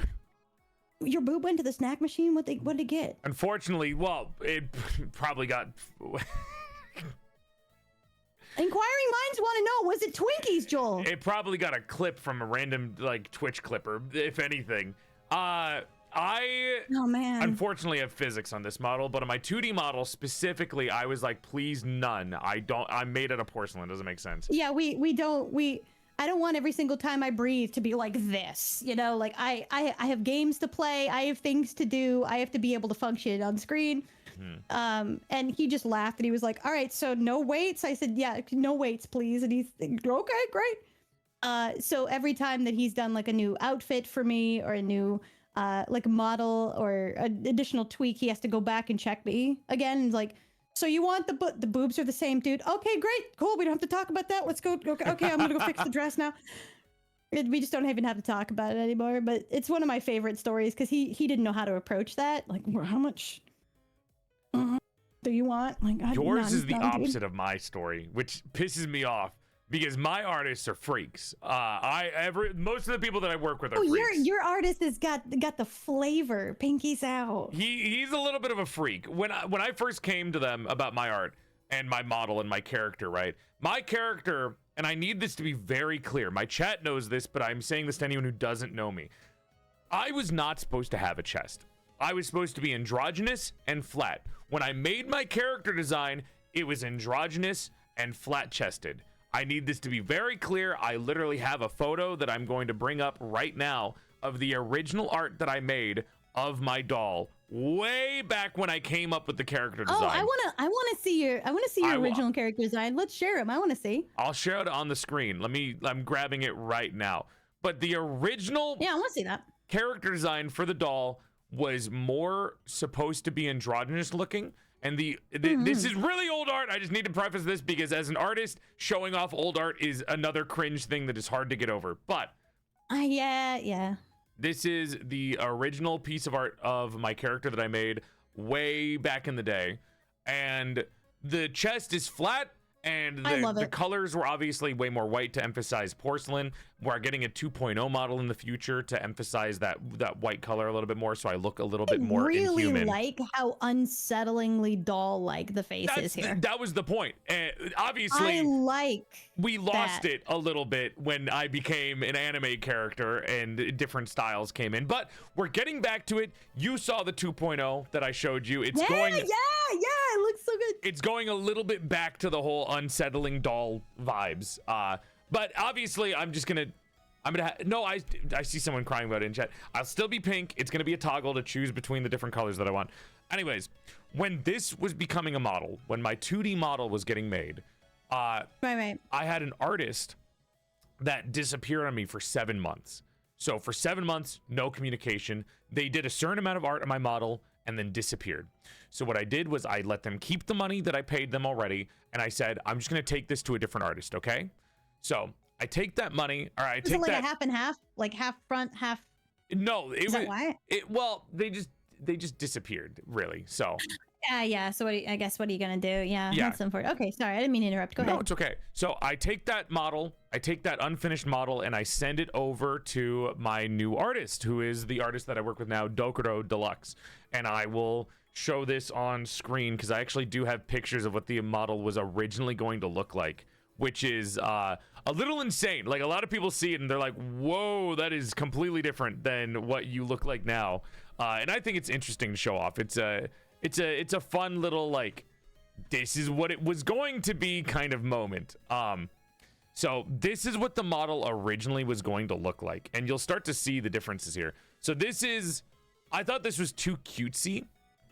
So I was just like, you haven't responded to me, and I'm not really a big fan of the direction that we're going in. So I take this away and I go to a new artist, and you can see that the chest isn't that crazy. It still is, but that was just an art style thing for them. And I take it to the new artist, right? Yeah. Doku comes in, and what he does is when going over it, he's just tracing the original, like, style, but because he's doing it in his style, the transfer of art while going over the same proportions makes it look fucking massive. And he sends this to me, and we're like a month away from my debut, so I'm just like, whatever, send it. Surely it's not going to be that big of a deal to people, right? They're not going to pay too much attention to me. Send it. I'm clearly a guy, and they're not going to pay attention to the thing that's happening of a chest region, because who's going to do that, right? You are wrong. I was very wrong. I was very wrong, right? So this happens, and then I'm like, okay, at least let me talk to the person rigging the model, which is the person who does all the physics, right? And then I find out the person making my model is also a freak. And they immediately were like, oh, you didn't want physics? I'm sorry. Hold on. Let me add a button that turns it off. So I have to manually turn off the jiggle every time I stream. And sometimes I forget. I'll start streaming, they're bouncing around. And I'm like, Fuck. And my chat won't tell me because they want it to move. So I have to rely on Like, myself. How bad was it that they had to put it a toggle to turn it off? Because it's basically just going in and like dropping the weight on a couple of the bones, assuming that that's how the model was made. In the nicest way, the people that made my model are gooners. The people that made my model in the art side and the rigging side are freaks.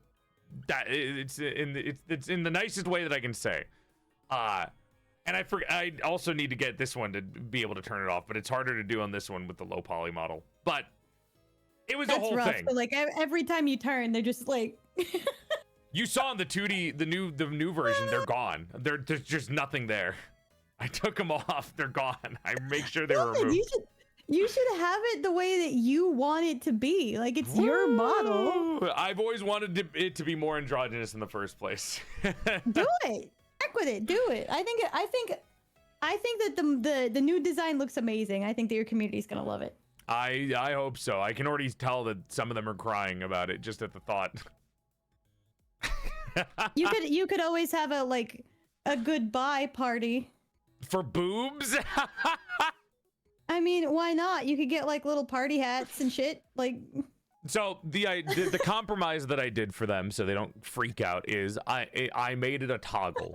So what it's going to be mainly is going to be how I imagine it, and I will give them the option to pay for it to be turned on. So whether they want my original hair color to be pink or they want a chest, they can pay for it. I'm not going to completely stop them, but you'll have to actually. I'm not going to do it for free because I hate that. Only waits. It's a good way of describing it. Yeah. Only waits. That's 7 million channel points. It's pretty good. Have you when you were starting streaming, when you were coming up with like your themes and everything, did you ever think about doing like a transatlantic accent for your streams, or like that old-timey accent? I thought about it, but then I was like, I'm never gonna be able to keep up with that. It's never gonna happen. Did you practice it like at all? No, I never did. I'm sitting here from day one coasting on strictly a New England accent. And I've been that way ever since. It's pretty good. I've had a couple people come into my streams and they're like, "Oh, you must be from Boston." And I'm like, "I am nowhere. No. I'm from Maine, dude. Like, I don't know. We all talk like this up here. This is just a Maine accent. This is what we all sound like."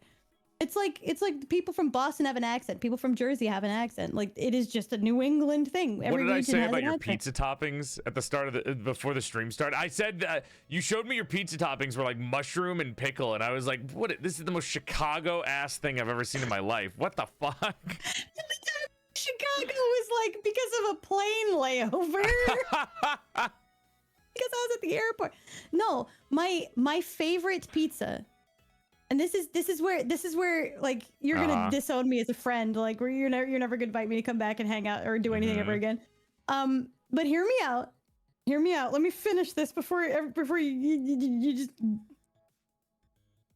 pizza crust, okay? Pizza crust. No tomato sauce, but instead Thousand Island dressing.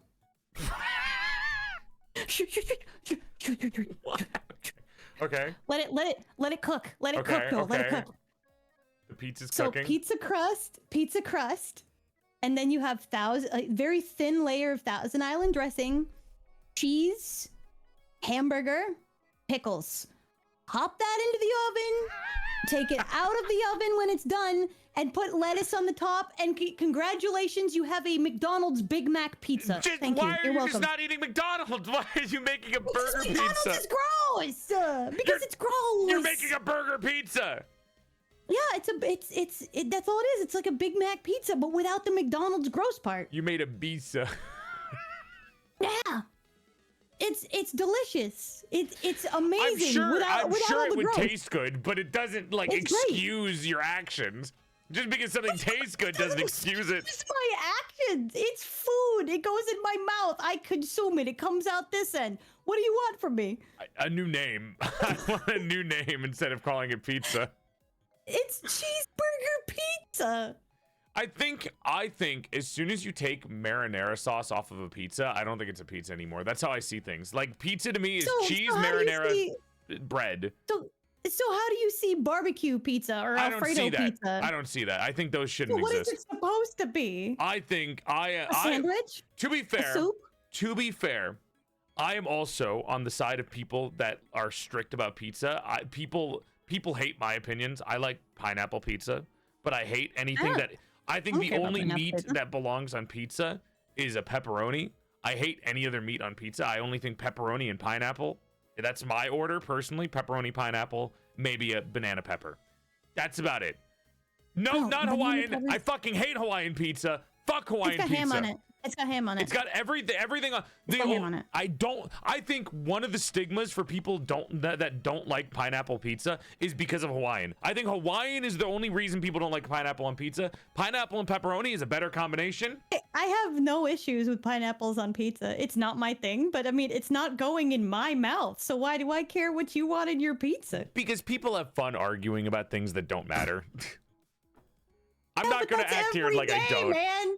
I love arguing things about, but I like to argue about things that specifically will not hurt anyone. Like I love calling somebody mean words over the type of pizza they eat because I know at the end of the day, it doesn't change any. It's just some stupid food argument that doesn't matter and it's funny. That's that one that triggers people every time. It could be any topic. But for some reason, we are so invested in specifics about pizza toppings that it doesn't matter who you are, what your background is, what your nationality is, where you live. Everyone's going to get offended every time. It's a guarantee. Social guarantee. Sometimes it's fun to be offended with like homies. Just like it's I don't know, it's fun. I like debating. I think if I was a kid, I would have tried to join like a debate club because it's fun to like argue. I don't want to debate about things that are important. I don't want to debate about things that matter in life, but debating about stupid personal opinions is fun. I think it's fun because like you're not hurting each other and it's just like, you like this? You're a freak, dude. You're a degenerate. You'd go to a Denny's and you'd eat the fucking napkins, you sicko. Like that kind of thing. Leave my lobster ice cream out of this, chat. I was wondering where you're pointing at them. You eat What is lobster ice? You know what? I'll allow it. I'll allow it because lobster's kind of sweet. Do you have a picture of it? Please. I have a picture of it. Please tell me it doesn't have just lobster bits in it, please. Oh, it absolutely does. No. Okay. No, it does. Oh my God. It does.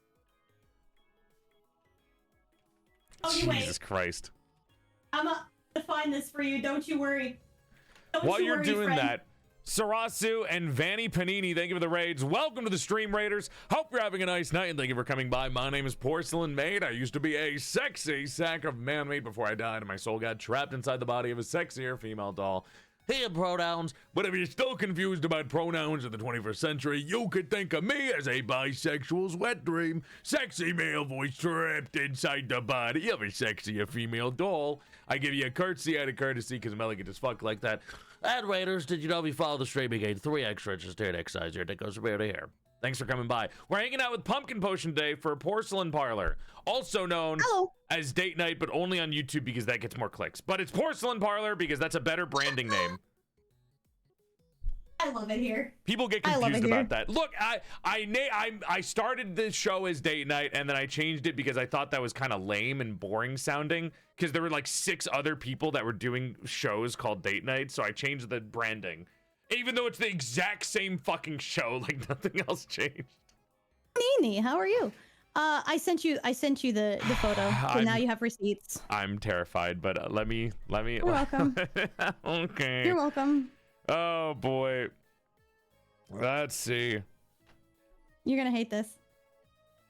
Dude, it looks like strawberries. Ah! That's such a. This is like clickbait, dude. Oh my god. No, it's not. This is real. You can buy this. I know, but you can only like, buy it here. This is like real life clickbait. Like if I saw this in real life, I would assume that it was a strawberry and bite into it, No. expecting us. Jesus Christ! Can I show this? No. I This right here. This exists. This exists.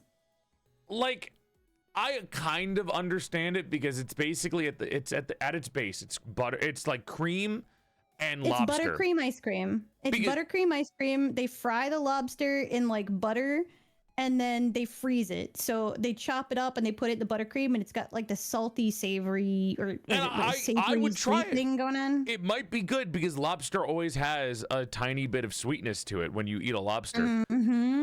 But like the view of it is like, this is crazy to look at. It's heinous looking. It started as a tourist joke, by the way, but everybody just ended up loving it so much that the mom and pop shop that sells it now just stocks it every single summer. Dude, because the tourists were like, "This is so great," and they were like, "Are you sure? We did it as a troll. Is it actually good?"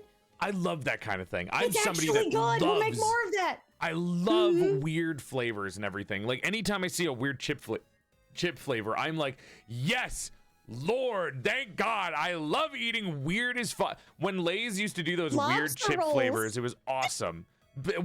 Chicken and waffles, I would love that I would love trying these things. I want savory gum, Pumpkin. I'm one of the weirdos in the world that would prefer gum. I want a savory option for gum. How would you feel if I told you that you could get turkey dinner flavored soda? I don't like in liquid form. I'm actually against weird liquid drinks. Actually, I want it to be in food form. I do not. There is a company that makes I think it's like turkey and gravy, and the other one's like cranberry sauce, and it's a drinkable carbonated soda. I've seen bacon soda. I've seen all the weird soda flavors. Not a fan of that. Also, no. I don't drink soda most of the time. I want it to be food. I want it to be weird flavored food. I don't want it to be weird flavored drinks. Because for whatever reason, when it's in a drink, it is like not as nice to try something new. Like a liquid with a weird flavor is weirder than like a something I bite with a weird flavor. It's a texture thing. Like there are certain I'm huge on seafood. I'm huge on seafood, but there is some seafood that even I won't touch. Scallops is one of those. Like, no. Oysters scallops and scallops. Like, no, I can't. It's a texture thing. It's slimy. It's weird. It has like a raw chicken thing going. I can't. On the opposite end of that, there are things that I like that everyone hates, but I only like them because I like the texture of them. One of them is the most famously hated thing, which is circus peanuts. I love circus peanuts. I've never had a good one. I'm not opposed to having circus peanuts again, but both bags that I had to try them, they were like door stoppers. I don't know how old those things were. I like it. Aren't they supposed to be soft? They're like styrofoam. That's what they're supposed to be. It's supposed to be like a styrofoam I thought they were supposed texture. to be like packing peanuts, where they kind of like. Yeah. You know what I mean? No. Well, these it ones depends. were like I could kick them like a kickball. Okay, like, maybe those might have been stale. I think they were stale by like probably 75 years. You know what? Do you have anything that you like when it's stale? Because I do. I'm kind of a weirdo. Stale. I can't really say I do. At least I can't think of anything. I'm an enjoyer of stale marshmallows occasionally. Because that's just Lucky Charms. Yeah, but like you see, it's not that weird. Like I enjoy a stale marshmallow from time to time. It's just yeah. I don't think that's weird. Those are just Lucky Charms. It's nice. It tastes good. A little bit of. Yeah. I'll eat a lot of things when they're stale because I just don't care. Like I'll eat stale chips. I'll eat stale crackers. Like I'm still gonna eat it. It's not bad. It still exists. The worst one, though. The worst one, stale Fritos. You ever had stale Fritos? I tend to stay away from Fritos because Fritos feel like they'll give me a heart attack. I feel like Fritos, I don't know if they have more salt than regular chips, but I remember eating a bag of Fritos when I was in college, and it felt like my heart was going to explode. But I also had God. like 6 shots of caffeine. So 6 shots of espresso in one day. That was probably it. I have the worst thing with caffeine. I'm really not very caffeine sensitive. Like, I'm one of those people that could, if I wanted to, like, pound an entire thing of gamer subs and then go to sleep in 5 minutes. Like, I don't, it's whatever. But there was one day that I was headed to work, and I just had 2 hours of sleep. I was absolutely like dog water the whole morning. Oh boy. And so I stopped at the gas station and pumped some gas in my car, and I went to go inside to pay it. By the way, gamer And subs. I saw, by the way, gamer subs. Throw your code. Throw your code. You can take 10% off gamer subs by using code POTION at checkout. Thank you. Woo! Go get yourself some gamer subs and some emotional damage, peach and strawberry flavor. Let's go. Yeah. Okay, go ahead. Thank you for that. So anyway, I was in the gas station.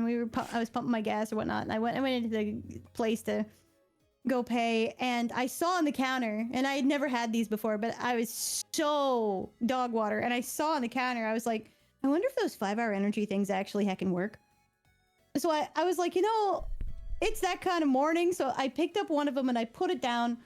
I pay for the gas. I like ring the car. I'm like, all right, thank you. Have a great day. And I go to leave. And on my way to work, I'm like driving, and I'm like, yeah, I think you're just supposed to like shoot this thing, like an alcohol shot, right down. And it's not very far to work. It was like 10 minutes. And I get to work and I sit down, and all of a sudden, like, I feel like I'm having a legitimate level heart attack. Like, I thought I was sweating. You ever like do so much cardio or something that like you can feel your heart go, like you can feel the pulse through your body? It was like that. Like, it just felt like my blood pressure was through the roof. I had shakes. Like, I was terrified. I didn't know, like, I thought it was just going to give you a little bit of a caffeine, like a cup of coffee or a whole heckin' cup of gamer subs. But neither one, was not like that experience. So I questioned for about 5 or 6 minutes. I was like, do I need to leave work to go to the hospital? Is this gonna wear off?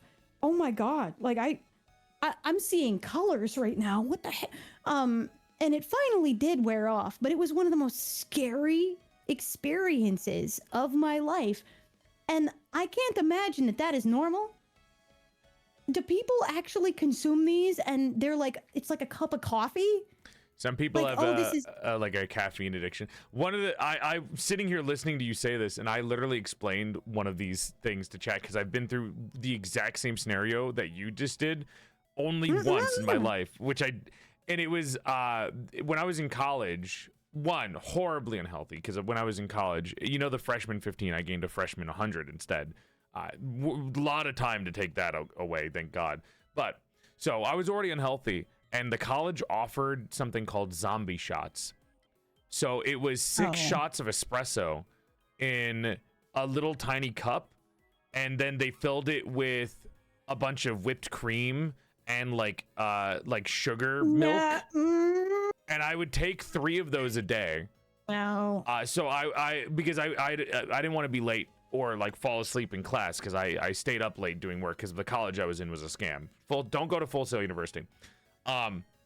So I would take 3 of those, and then I remember I was really hungry because I didn't want to buy food because I didn't have money.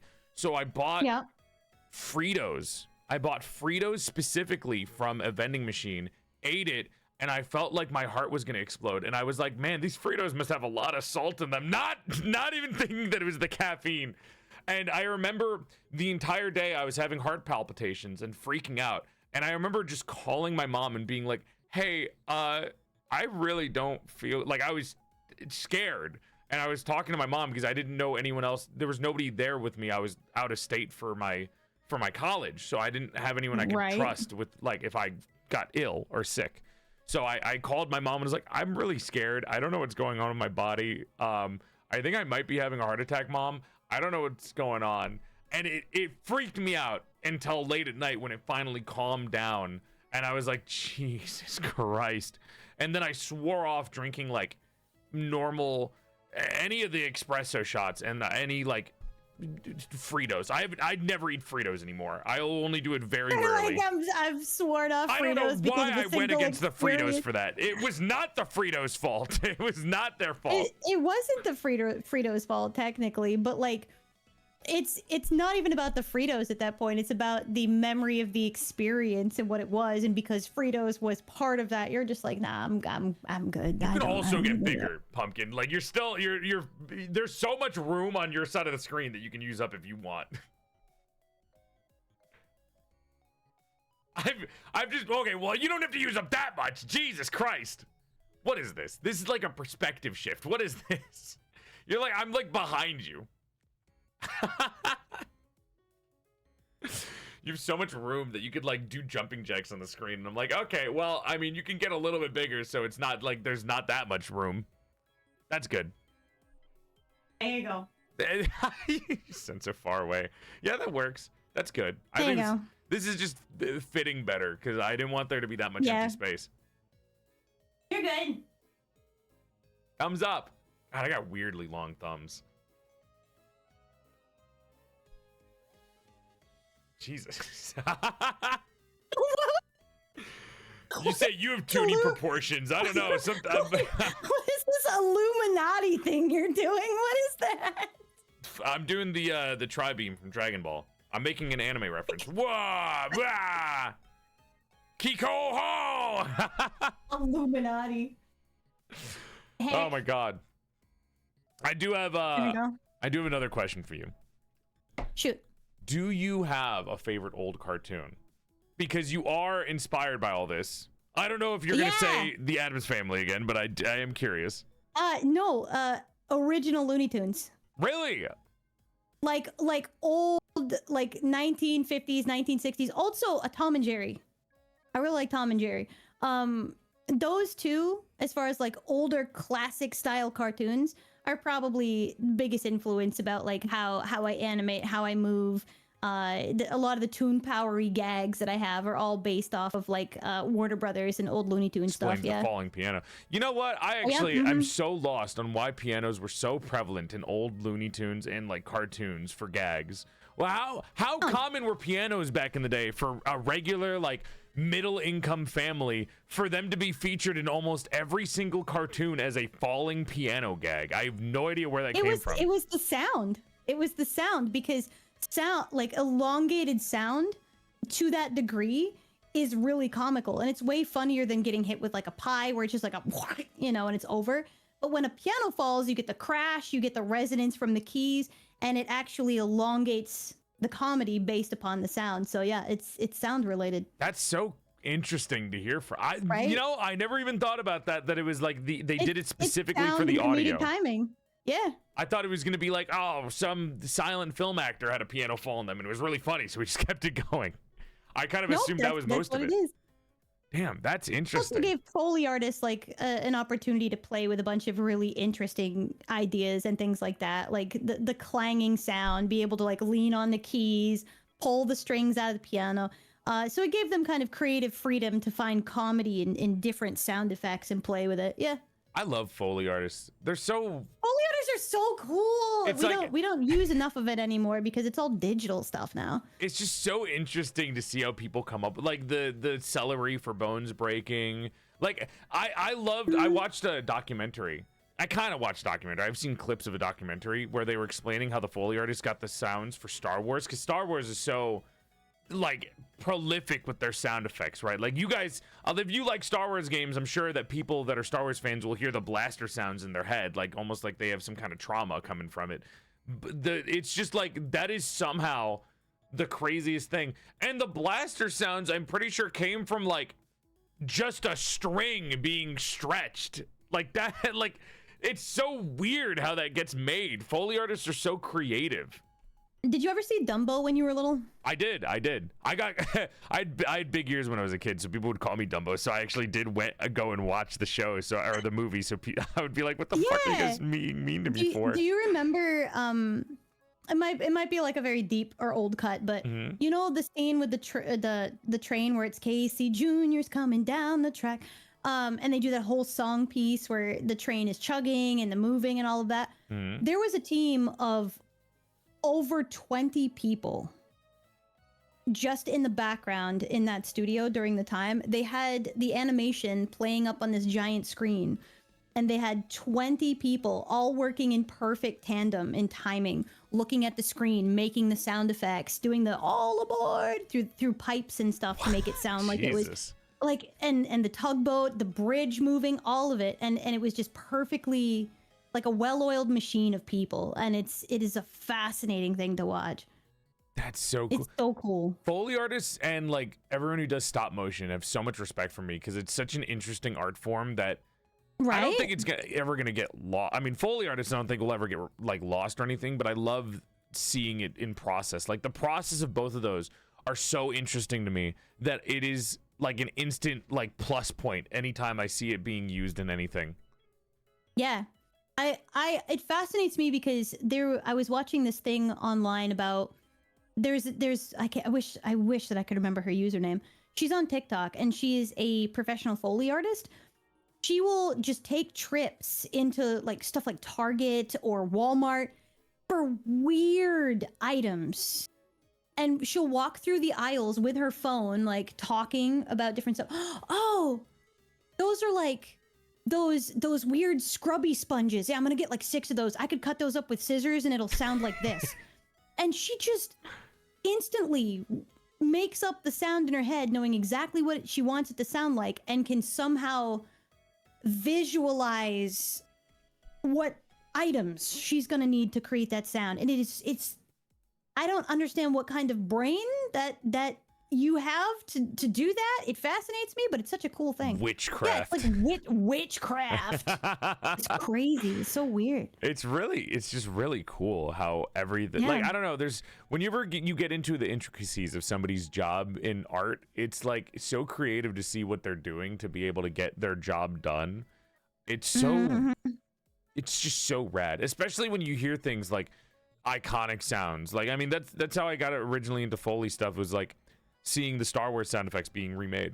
Really cool. Again, literally just a string being strung for the laser blast, which is... And somebody had to experiment for hours and hours to be like, okay, what does this sound like? What could this sound like? Because most of the time they come at them with completely random things that have never been made before. So you got to think about the first time that somebody was told, hey, I need you to create a sound for a lightsaber. What is a lightsaber? You don't know what that sounds like. It doesn't exist. So you have to start getting creative and going, well, it could sound buzzing. Maybe it sounds like shoo shoo shoo noise. And so it's hours of just experimentation with weird stuff that they find to go, well, maybe it sounds like this, and maybe it sounds like this. They'll have times where they like have to make a sound for something that doesn't make sound, like when you take this isn't a pet peeve, I think this is fun. Anytime a gun is taken out of somebody's like holster in any kind of old western or anything, it makes a clicking sound. Doesn't happen in real life. It's not gonna click as soon as you grab it, you know.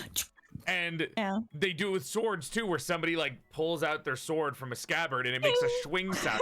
Doesn't make that sound, but they have to put it in because it makes it a little bit more it adds a little bit more to the creative idea. It's dramatic. It's dramatic, and it's cool. I love that. A lot of respect to Foley artists. I'm always super interested in that kind of job. It seems so fun to be able to look around for things like that. I love how we went from like Looney Tunes to the history of Foley artists. I'll bring it back.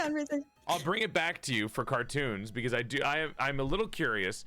Do you have any modern cartoons that you do watch? Are there any that you like? Oh yeah, I've got a few. I really, really love Has Been Hotel. I'm a big fan of Has Been Hotel. I love the art style. I like the world building. The character designs are really unique. I was gonna and say fantastic. It has both of the things that you like, where it's music and also cartoon. Yep, that's exactly it. Like, I love to see new styles of animation. because I feel like for so long we had the bean mouth syndrome. You know what I mean? Oh, the Steven Universe mouth, which I like Steven Universe. Don't get me wrong, but that was too. like that was everywhere. Where everyone has like the so oversaturated. Nothing felt interesting to look at. It just looked like rehashed. Cal art style, yeah. They call it the Cal art style, yeah. Which technically isn't accurate, but yes. No, it isn't. But that's kind of the derogatory term that it's been given. But it just felt so samey, oversaturated, boring, and there was no new styles of characters being developed. Nothing that was particularly eye-catching until we saw Has-Been start to come out. So I really like Has-Been. There is one right now that I'm kind of keeping my eye on. Really fascinating. It's called Knights of Guinevere. Have you heard of it? Yes, I have. I will say, one of the main reasons I found out about it was one. I thought there was a really cool character in it that drew my attention. That reminded me of the crack in my face and the art style where it's like a broken down character. Really like that. That's how I originally found it. Then I learned more about it from the hatred the person who has that for certain corporations that will not be named. That made me laugh because I'm a little bit of a hater. There's a whole story there. There's a whole story there. It's really funny. Yeah, and then I'd say probably those two, but I also like some of the newer Ninja Turtle stuff because I'm a huge. I love Ninja Turtles. Huge. Oh my god! What the heck? Was that for Ninja Turtles? I thought we had Ninja Turtle fans in the audience. What the hell? Are you okay? You mean to get a napkin or something? So I kind of just hit you out of nowhere. you know why? You good? You know why? Because it is tied automatically to the Twitch system. Did somebody go to your chat to do that? Thanks for Anvil Drop, Cat and Mouse, Anvil Drop. Well, yeah, they do this because it's chat controlled, so they can go in and in my space and literally do that. I don't anytime. know, it's still on. Yeah, no, it stays on all the time. It's hard. Like I coded it in there. It's there. As long as the program is up, it doesn't even matter if I'm online or not. We're gonna have a flood soon. It's gonna. Oh god. So funny. Yeah, the pies happen because of subs and resubs. So, but no, I'm a huge Ninja Turtles fan. Like I love Ninja Turtles, everything in their Ninja Turtles. So when Ninja Turtles Rise came out, I absolutely fell in love with it. Loved that art style. That was so pretty. I know it was very controversial for a lot of people, and the story, they were like, I don't like the story, I don't like the art style. It's like you have to learn to give things a chance. You have to learn. You have to learn. Holy shit! Sorry. Oh, there they go. There they go. They found it. They found the buttons. Where's that coming from? There's only one hole in my roof. How did it go from there? Jesus. You and I need to have a long. Oh my god. You and I need to have a long conversation about toon powers. You're freaking me out, dude. Oh my gosh. Thank you. I'm like, I gotta duck and cover now. I gotta be careful. Take your head off because you're gonna lose it the wrong way. There's an anvil that's gonna crash into my porcelain. But yeah, like I love all things Ninja Turtles, and I remember when the show first came out, people were like, oh, I don't like it, I don't like this. And I stand on my business. Thank you, Dances. I stand on my business that every time that we get a reboot, finger quotes, or a new version of something, I feel like people jump on it way too quickly on a hate train before they even give something a chance anymore. Like, we have so many cool writers and so many cool artists and amazing creatives in the animation field, but oh, well, it's a new He-Man. I like the old He-Man. You haven't even watched it. Mm-hmm. You haven't even given it a chance. People get a little broiled in their own like ideas of what they think is good before even like looking at anything else. They don't. A lot of people have in their head, this is how this should be. Anything different is immediately bad to me. Change is good. Change is inevitable. Change is just part of life. But I don't know, the thing that like boils my heckin' ink about it is when people are like, oh, well, we can't I don't like that because it ruined my it did not ruin your childhood. The show is still there. You're 35 years old. You can go watch it anytime you want to. Like, it didn't ruin anything. I remember this happened a lot with Avatar and Korra. Ow. Oh, Jesus. Oh my God, Jesus! Are you sure? I feel like you're gonna get brain damage if this keeps going. I'm gonna fill your whole parlor with this stuff. There's actually like you guys can't see it in front of us where the camera isn't pointing. There's just like a bunch of like rubber anvils just sitting there. That's starting to pile up. Yeah, I'm gonna have you guys clean that up later. I'm gonna be busy doing actually going grocery shopping. No, it's cold outside. I'm gonna be busy doing I'm gonna be on Twitter. I see you guys in my chat box. I see you. I know what you're doing in there. They're infiltrating my walls. I see them. I get that a lot. I wanna climbing the fence over here. I really liked TMNT. I remember watching it a lot as a kid and loving the vibes of it, but never getting fully invested in any of it. And I feel that way with a lot of cartoons when I was younger, where I would like really like the vibes of something, and I wouldn't get invested into it because I just didn't know how to, and instead spent a lot of the time watching different animes. I feel like the discussion between anime and cartoon for me was like I liked both of them, but for some reason I always leaned a little bit more towards anime because I liked that art style, like drawing like that a little bit more because it lended itself to the really cool moments, while cartoons were like, I will say a lot of cartoons nowadays I feel do really good emotional depth moments in their characters, which I really like. And this is such like an everyone makes this opinion, but I always point to Adventure Time for some of those emotional moments that you don't really expect from a cartoon doing really well. Adventure Time was good at that. Yeah, Adventure Time was very good at that. Even throwing like Avatar: Last Airbender was very good at that. I mean, too. that Avatar is was the great. cartoon to me. Avatar: The Last Avatar was Airbender great. is the cartoon in my eyes.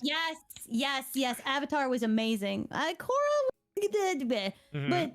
but the original, chef's kiss. You know what? I'll even go out to throw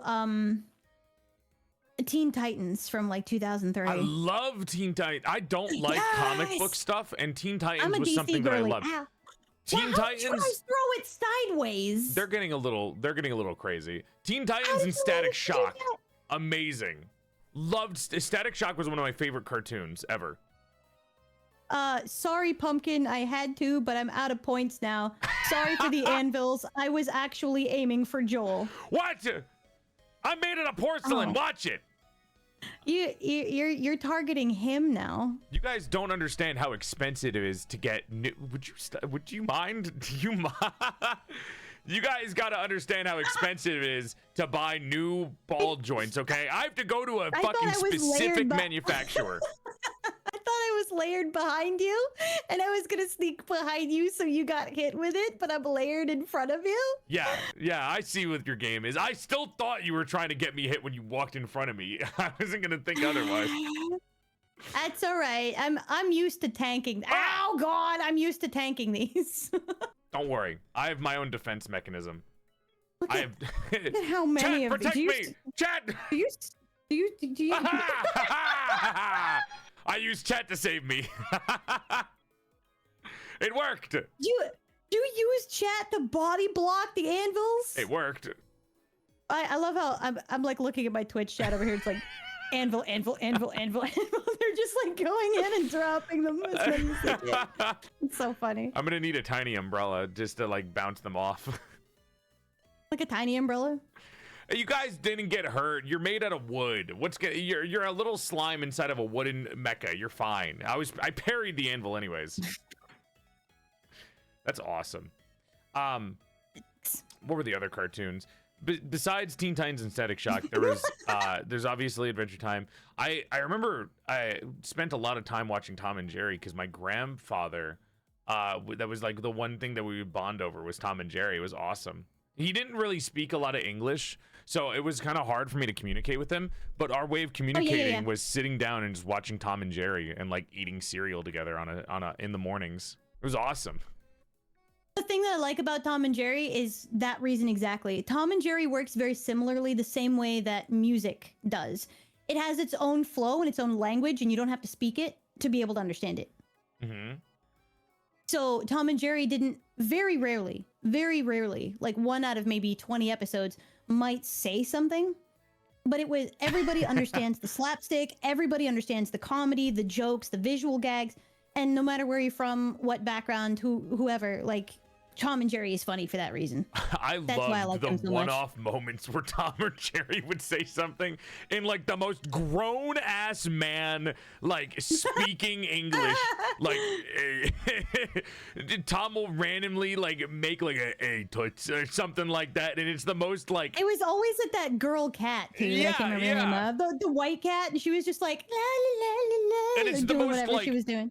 Deep Licking voice, herself, transatlantic male voice ever, and it's so it's just insane. I remember the first time that I heard him talk, and it was during an episode where he was trying to like romance her or whatever, and he showed up with this little ukulele, and he was just like, and he just started singing.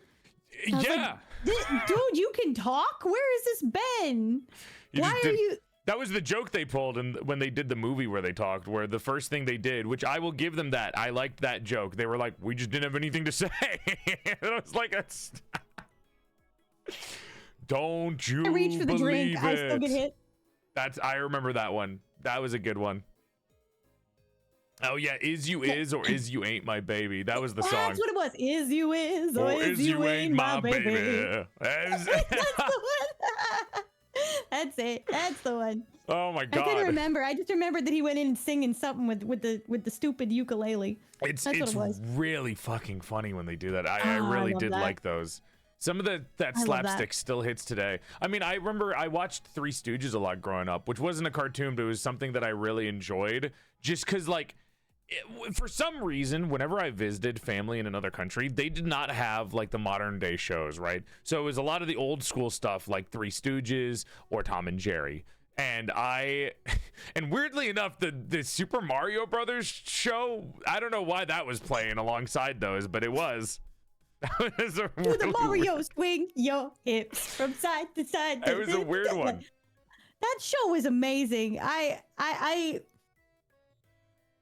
Okay, maybe this is the uncommon opinion about that show, but I liked the real life skits in between more than the animation.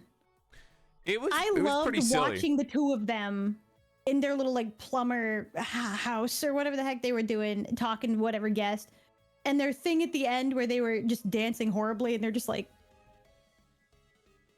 love it. I love it. It's charming. It's charming. I think a lot of the older ones are charming. Nowadays, if I see stuff like that from like a beloved like piece of fiction that I like, it's kind of less like. I remember one of my favorite games of all time is a game called Monster Hunter, which is it's something that I grew up with and I love it very much. They made a movie about it, way less charming than them doing we're the Mario Brothers, and it's stuff like that. They made a movie for they made a Monster Hunter? I shit you not. So if you don't know what Monster Hunter is, it's like a different universe where we live a little bit more closer to nature, and there are giant monsters running around, and one of the biggest jobs is researching the monsters and I'm gonna say this nicely, basically kind of culling certain populations of the monsters that are going really rampant and out of crazy, because the humans there are a part of the life cycle and ecosystems. But it's a very jolly franchise. It is not super grim. It is not super like dark. It is just kind of like there are talking cats, man. It's fun. It's whimsical. The movie they did about it was an isekai where they had a group of American military people who get isekai to a different area in Monster Hunter, and they all get killed one by one. And it's this very weird, kind of colonial in a way esque explanation of Monster Hunter. They made the Monster Hunters look like idiots, which was crazy to me. It's very weird. It was a not good movie. The monsters look good in the movie though, but it was very bad otherwise. We don't talk about that. It was a Paul Anderson. Like, the problem is, like, I was watching my friend talk about her experience going to the new Silent Hill movie. Mm-hmm. And I said that's one of the most rough things about like Western style media, is because over here it is seen as correct and common and appreciated when the hero always wins at the end, because American heroes must win the day and get the girl, otherwise emasculated, I guess. Mm-hmm. So it became a like synonymous with our culture that the hero must win at all costs, no matter what. Whereas everywhere else in the world, they have tragedy stories. They have ones where the hero doesn't survive, where the monster gets the guy. The dude does not get the girl. But that doesn't happen over here. So when they take stuff from like Asian culture, like movies over there, horror, adventure stories, anything like that, it usually just doesn't end up in a good situation over here, because they have to turn it to fit that narrative. And it's like, but it's not a Western story. It doesn't work that way. You have to appreciate the source material a little bit more. It almost feels sometimes like Cold War-esque propaganda when that kind of thing happens, which is, it's really interesting to think about how that goes on and then continues on in the culture without ever swapping back. G.I. Joe. That, yeah. American hero.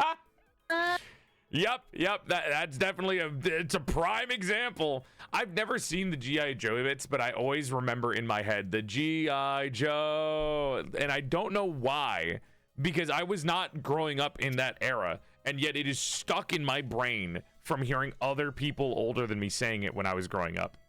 80s cartoons and 90s cartoons did a 180 flip, and it to this day is one of the funniest pieces of history about animation. That's my favorite, is because in the 80s it was about, let's make the toys first, let's come up with the toys, then we will make a show about the toys to get kids interested in the toys.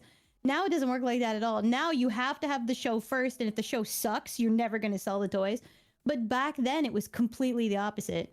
So most of the time they would put all their effort and all of their budget into making these toys at the toy factory.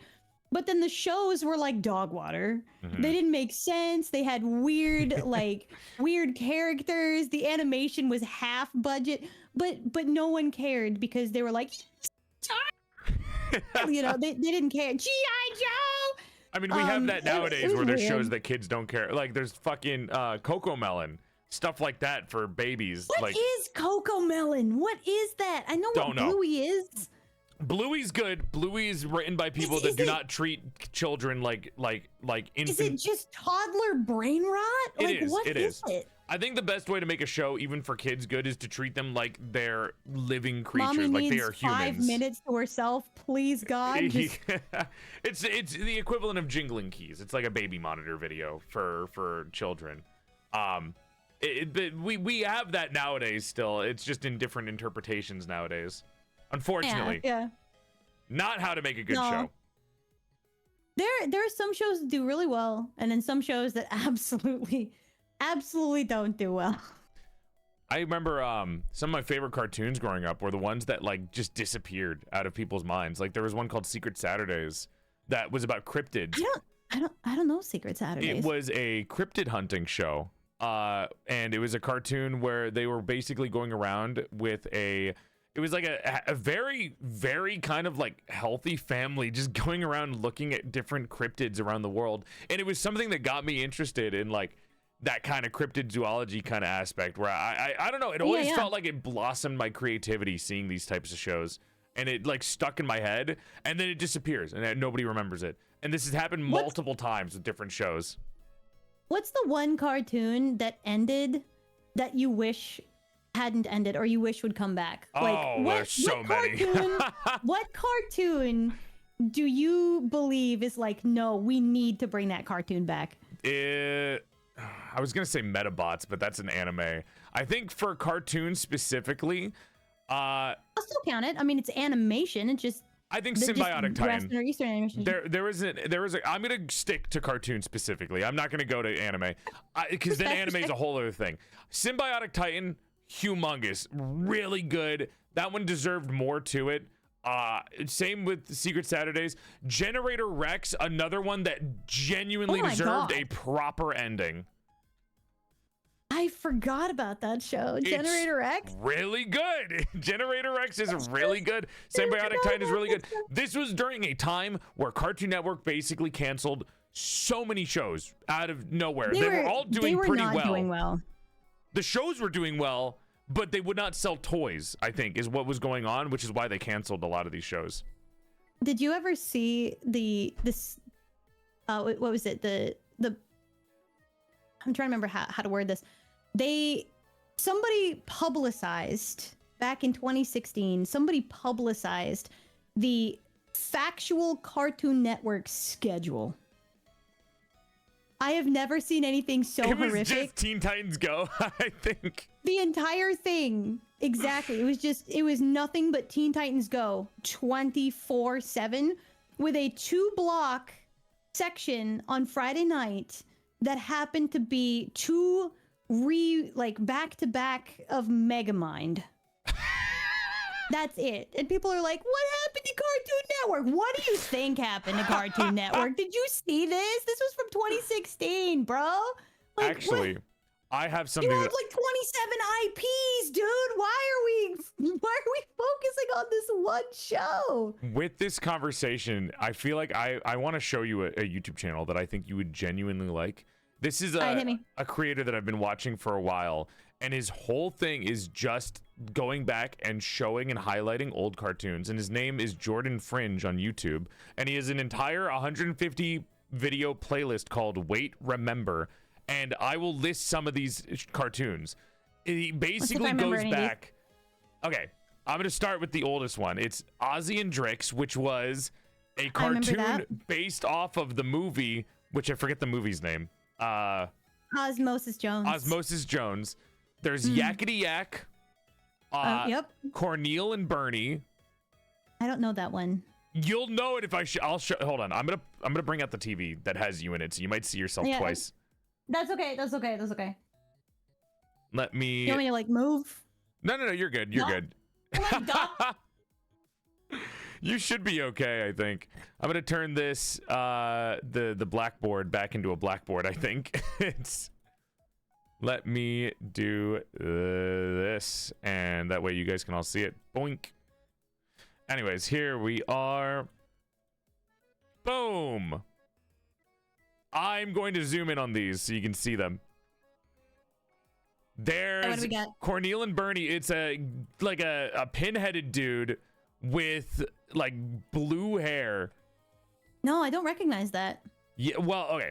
This is a whole playlist. There's Butt Ugly Martians, Class of 3000. I remember that. Loved Class of 3000. The Buzz Lightyear show, which I originally thought was the origin. I did not remember. I thought Buzz Lightyear came from a show. I didn't realize that it came from Toy Story. I never realized that. I don't know why. You didn't know that? That's funny to me.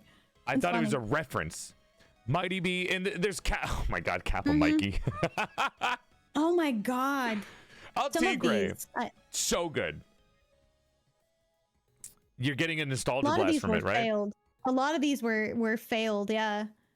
They all deserve better. The Buzz Lightyear one lasted a really long time, but like a lot of those were like one season or like a trial, and they just didn't take off on their networks. Robot Boy was great. A lot of these I feel like deserved more. Cubics. Oh my gosh. Hero 108 I watched too. Whatever happened, Robot Jones. Like these are wild. This is like the nostalgia blast playlist. So I highly recommend if anyone wants, if you ever guys oh my God want to sit through nostalgia, look up Jordan Fringe's Pet. Remember by Jordan Fringe, the playlist. Very good. This is how I sit down. Can you send that person's name to me after stream? I'll send you the playlist. Yeah, I want to deep dive into this. This is awesome. There's oh my God, the Lunatics Unleashed, the Looney Tunes. No. Some things are it's important to try. It's important to get back on that bicycle and try different things. But sometimes we don't have to eat dirt. Sometimes dirt can stay where it is. Sometimes we don't have to do that. We don't have to. Somebody likes Lunatics Unleashed, and I'm not sorry. I'm not sorry. Chaotic is something that I really like too. Chaotic was it was a TCG show, like Yu-Gi-Oh!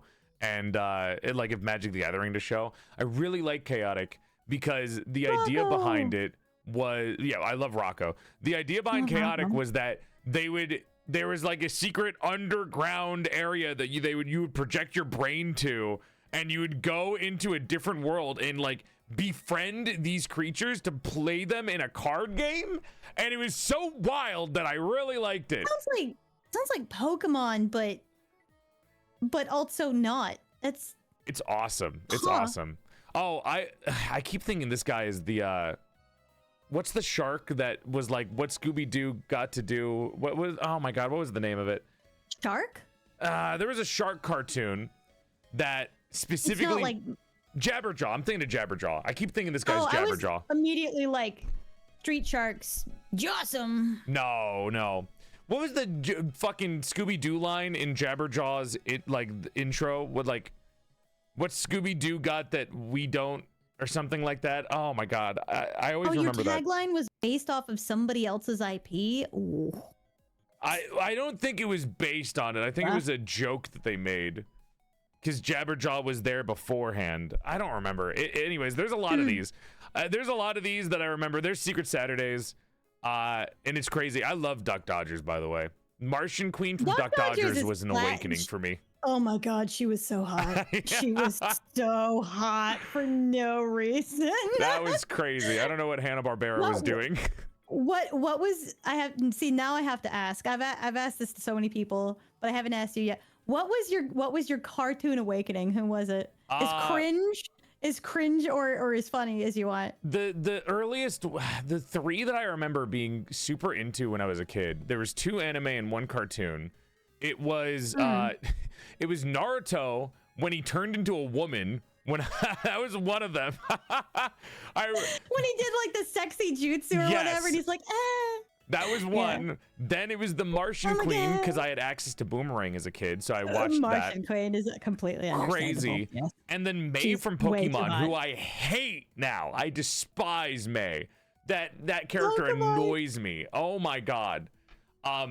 And those are the characters that I remember were like really liking. I actually don't think there was a cartoon character besides the Martian Queen that I actually kind of thought was attractive to me for a long time, surprisingly. I think sitting down for 2 hours with you doing a hear me out cake would be the funniest experience of my life. I have some very insane hear me outs, and I have some very insane takes on very popularly attracted characters. Give me one. But here's the rule though, and the problem is that when people think of like them hear me out, they always choose like iconically hot characters. That's not the point. People are like, oh, hear me out, Robin Hood from Disney's Robin Hood, or like Nick from I hear the horse from fucking Spirit, dude. That's it. You know what my hear me out was? What? Like my good hear me out? Kirby the Vacuum from Brave Little Toaster. The stupid vacuum, dude. I have the VHS That's for that. That's my hear me out. That's my hear me out. Oh my god. My reverse hear me out is me hating on a character. Though? I've never been attracted to Jessica Rabbit, and people hated me for that. They hated me for speaking the truth. I don't know why I don't like her. I cannot pinpoint it, but I don't like characters that are designed specifically to be like stereotypically sexy, and because it's just not something that I'm interested in. Problem before they changed her. She's great now. She's an actual Looney Tune now. I love that Looney Tunes show. I forgot what the name of it was. Thank you. Yes. People hated it when it came out, but it was genuinely the sitcom one. It's so funny. It was so funny, and no, Lola I agree. Being insane was the best decision they did. I loved that. That was so good. Oh my god. Coupled with the fact that she was voice acted by Christina Wiig was like perfection. It was so good. Bugs It was and a Daffy marriage being in comedy. roommates too was so Being peak. roommates. And they were just They're roommates. One of my like favorite, and I love how absolutely brash and ridiculous that Daffy was. There was this one scene that is still my favorite. It's when he calls up Porky, and Porky's either bisexual or gay in the show. I don't know which it is. He is, because like Daffy got tickets to something. I don't remember what it was, but he got tickets to something, and he came home and he talked to Bugs, and he was like, "Hey, you want to go on this date with me somewhere Friday night?" And Bugs dead ass looks at him in the face and goes, "What you're asking me for is a romantic date.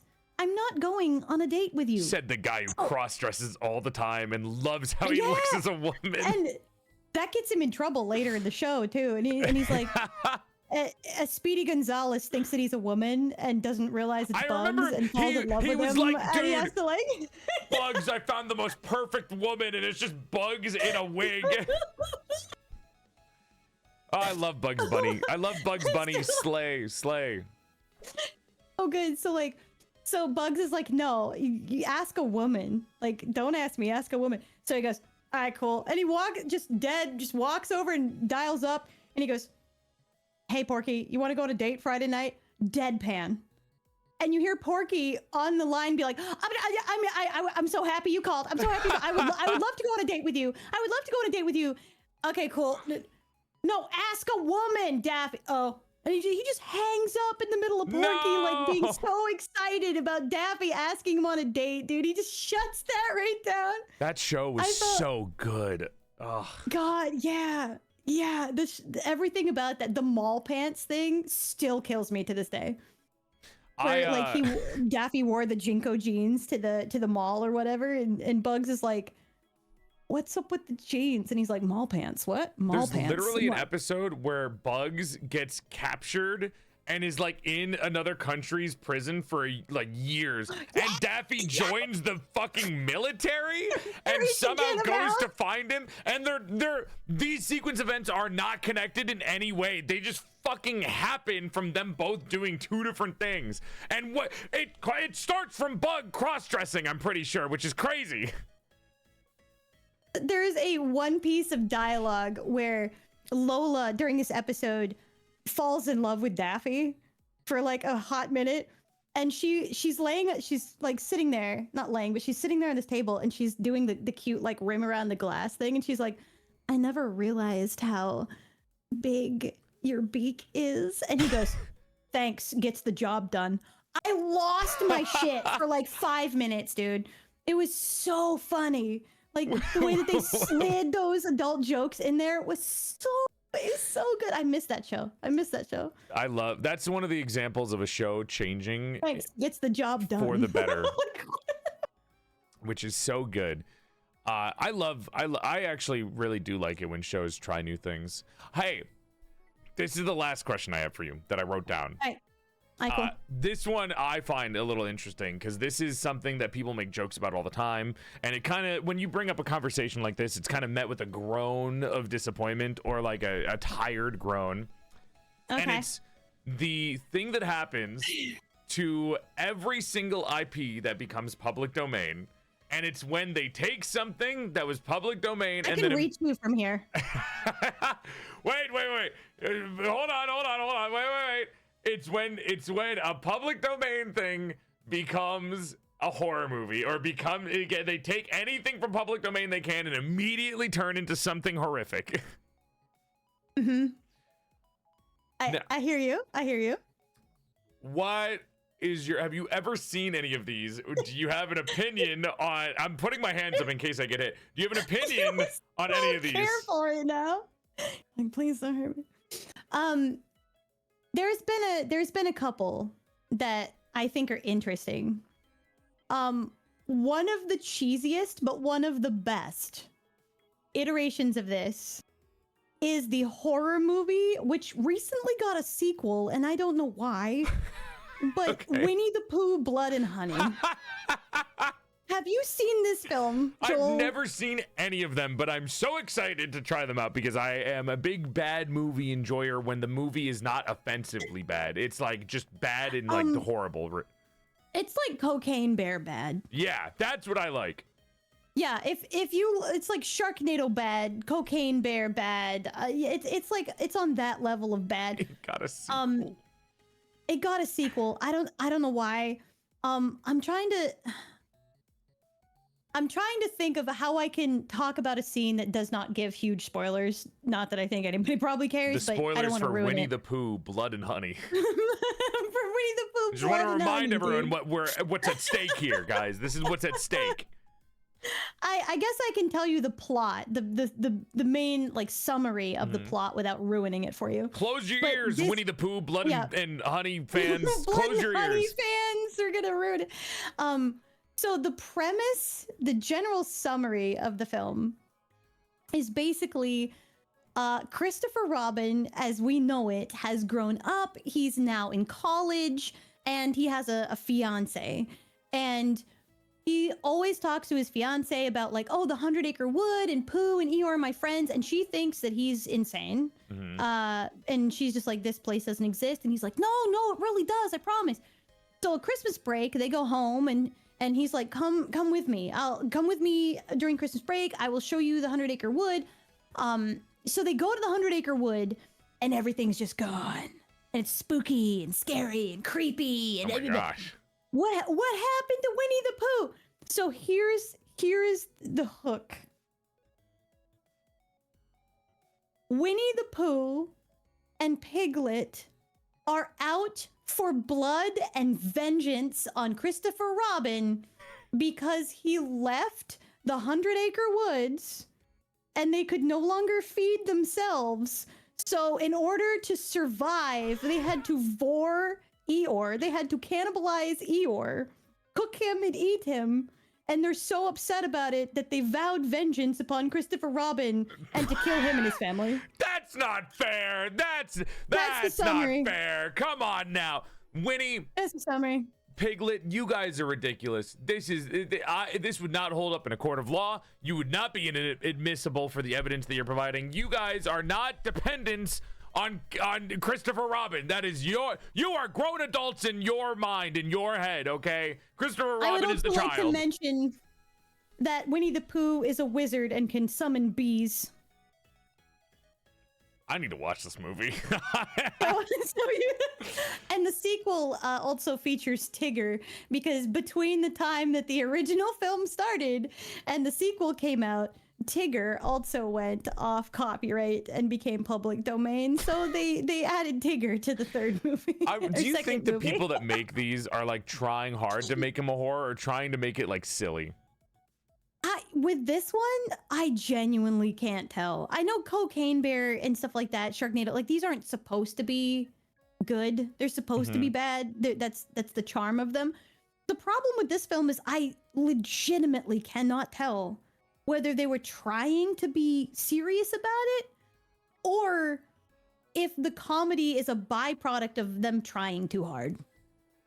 Huh. I can't find the line. I wonder if there's ever an example. I mean, you know what? Maybe I have an example. I was trying to think if there's an example of a beloved property that has nothing to it. There's no depth to it. It's just kind of like a fun, either children's story or a little like game.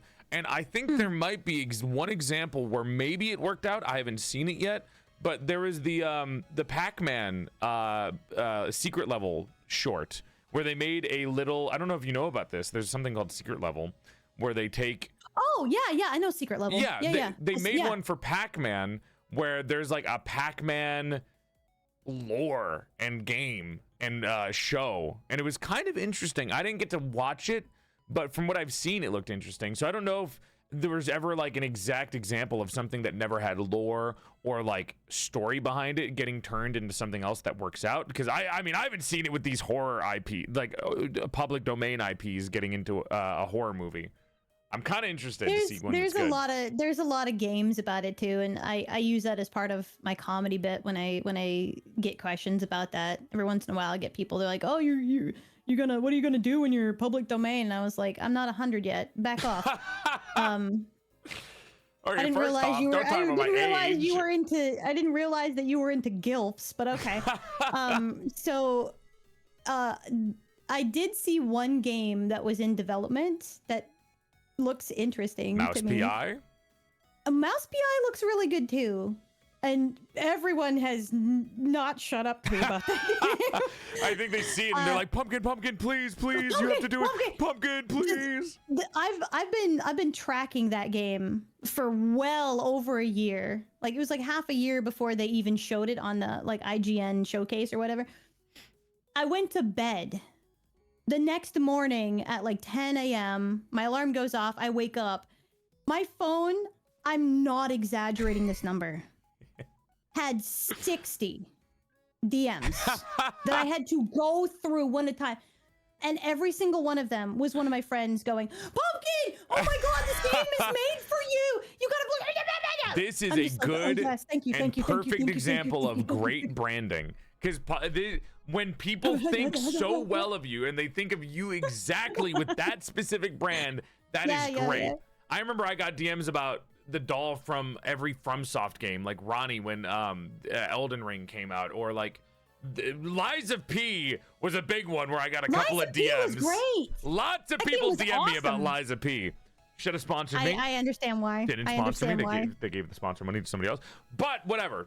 You know, whatever. It's okay. It's cool. I'm not salty. I'm not sad about it or anything like that. It's not like it would have been perfect for the doll VTuber to play. Anyways, I think it's good. I think it's a great branding for you. I hear you, Mouth PI. There's another game that's coming out that's looking kind of similar. Mm-hmm. It's called Into the Unwell. Okay. And I've been tracking that one for a while too, and it looks like it has rubber hose elements, kind of very Cuphead-like, but it also is a roguelite. Multiplayer roguelite with like boss battles and stuff. And I was like, okay. I remember seeing this. Let's wish list that. Let's check that out later. Like that. Okay. I'm going to show this on screen. This is actually really cool. Oh, here, let me move out the way. Oh, you're fine. You're never in the way.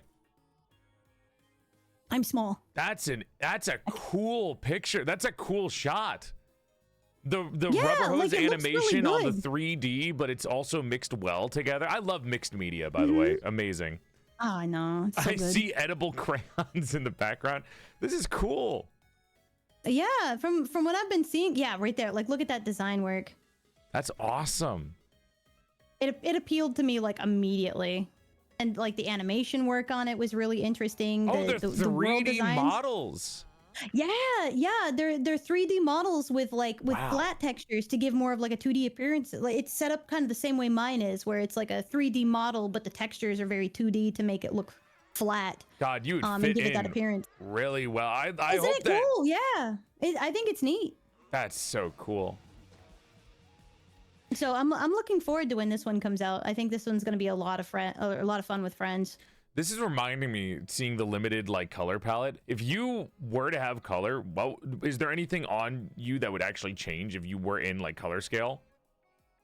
If I was in color scale, my guess, because I'm not, but if I could, I would probably be brunette with red lipstick. Yeah, I could see myself as a brunette. That's kind of interesting to think about. I don't think the outfit would change, but like, brunette with like red with the classic red lip. Sure.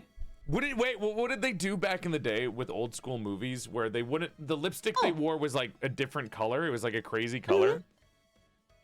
So back in the old days, what they used to do is they used to use weird colors with makeup because the camera could only pick up specific hues and specific scales. So a lot of the stuff that they wore was actually bright green. It was like plant green. So like a lot of the lipstick was green. The blush on their face was smears of green.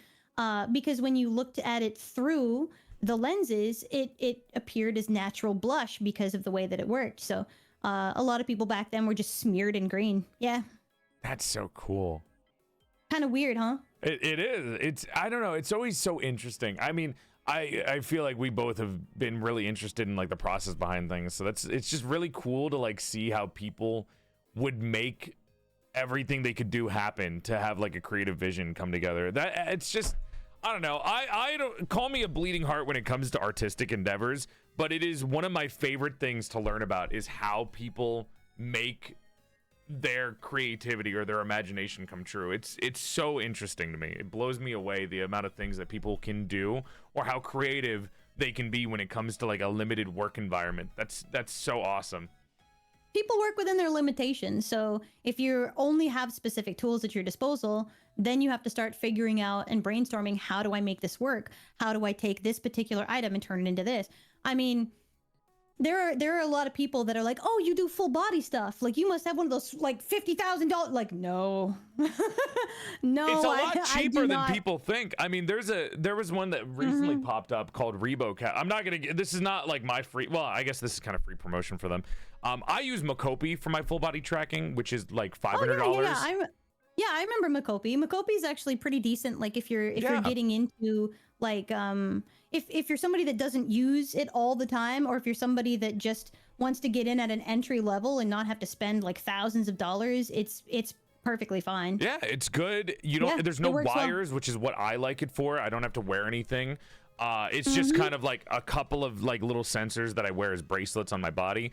Awesome. Love Makopi. They're tiny. They're like the size of like a quarter, like a watch. Yeah. They're like wearing a watch. Like that's how small it is. And recently, I wish I could say the same.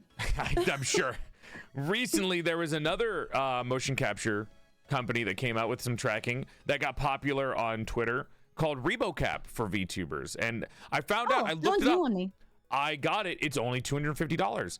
And they got popular from a clip of a VTuber saying they were going to go to the bathroom wearing full body. And unfortunately for the VTuber, but fortunately for the company, it perfectly tracked them leaving the room and going to the bathroom. And yes, the VTuber did not wash their hands. Which is the biggest shame to the VTuber, but the greatest boon to the company, which is insane.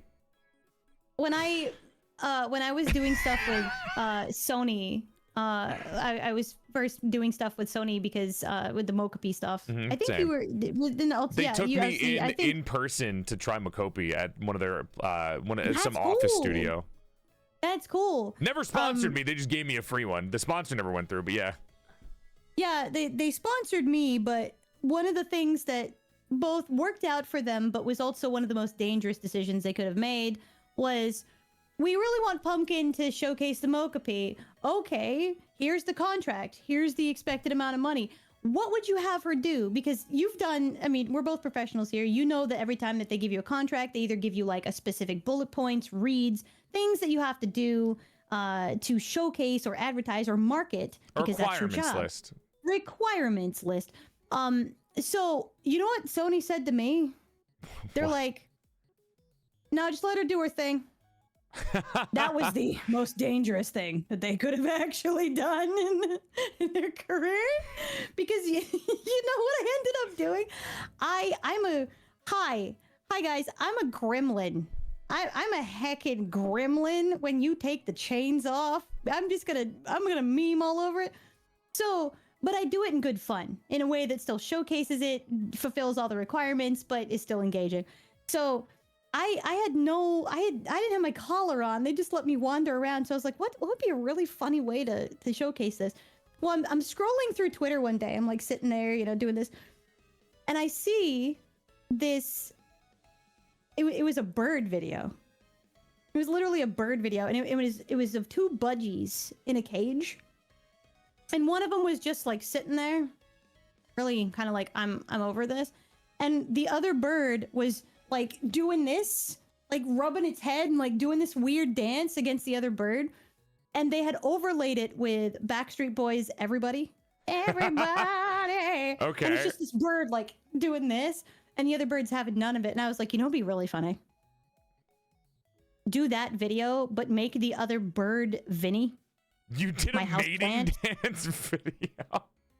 So I'm gonna go ahead and do a mating dance with the Makopi against my houseplant, because that's funny, dude. Yeah, that's really funny. No, it's pretty good.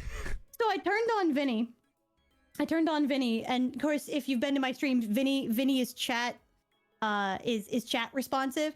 But I had it off so he was just doing this and just minding his own business the whole time with his little leaves.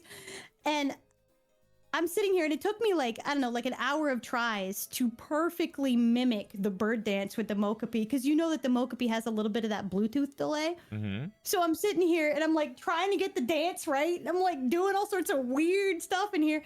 And I finally get it. But my favorite part of when I was getting the takes for this so that I could edit it down, my husband comes home. I'm a VTuber. You're gonna do weird stuff. And, like, he's walked in on my studio with me in like the weirdest positions, doing the weirdest stuff. So here I am. I have my headphones on because I'm doing takes of everybody. Yeah, and yeah. the audio is not being heard. It's just you dancing in silence. So that's exactly it. So like, I didn't hear him come home, so he opened the door. He opens the thing and he's like, and here I am, everybody, like all alone by myself in the studio with all my gear on. Because I didn't tell him that I was doing recording for Sony that day. And he's like, work going good? Like, yeah, he goes, all right, cool, love you. Real casual. I'm glad for you. I'm gonna go get a sandwich.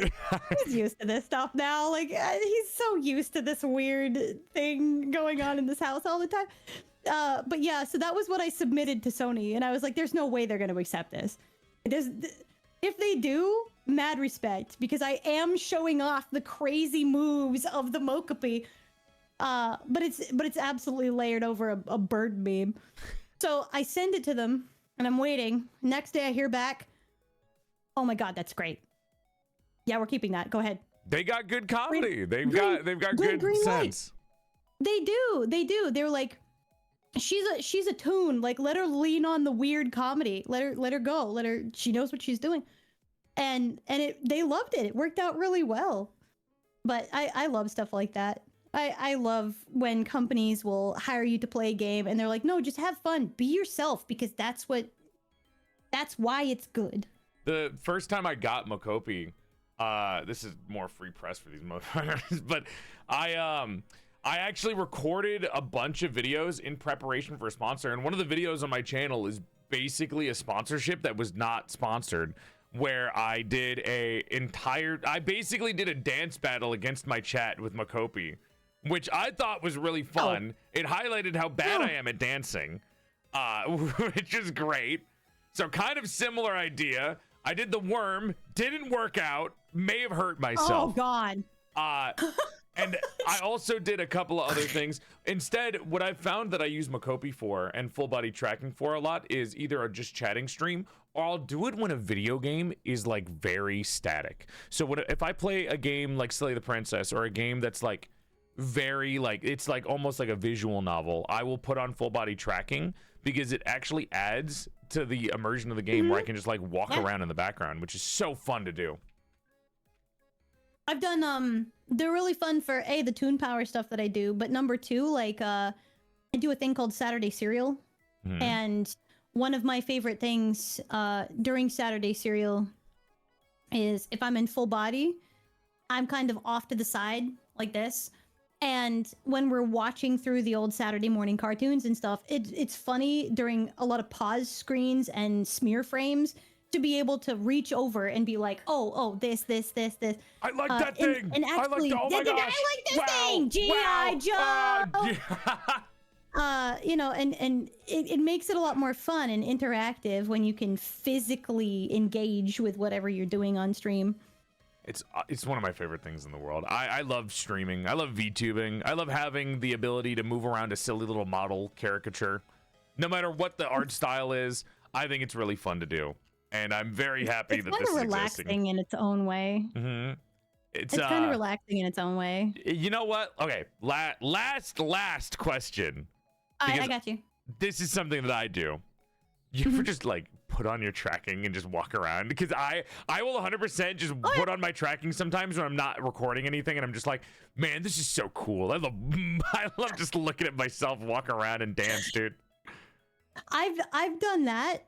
I have also, and it's usually to be fair though, it's usually when I'm testing something or I have to be in full body. So I'll just do if it. I have like a new tune power or something I need to test, I have to be in full body. I'll walk around. I'll like do whatever. I swing dance in it as well. I do stuff like that. Thank you. But I guess a couple of the other funny things that I've done is like when my family comes over and they're like, oh, you know, what does your studio look like? Like, how does this stuff work? My family's really invested, as we talked about earlier. So, you know, sometimes my family will come in and I won't have the full body on always, but I'll show them like the face tracker. And watching a family member in front of my tracking hardware be like top catting is so wholesome. It's really cute to watch that. It's really, you know. I love that. I love VTubing, man.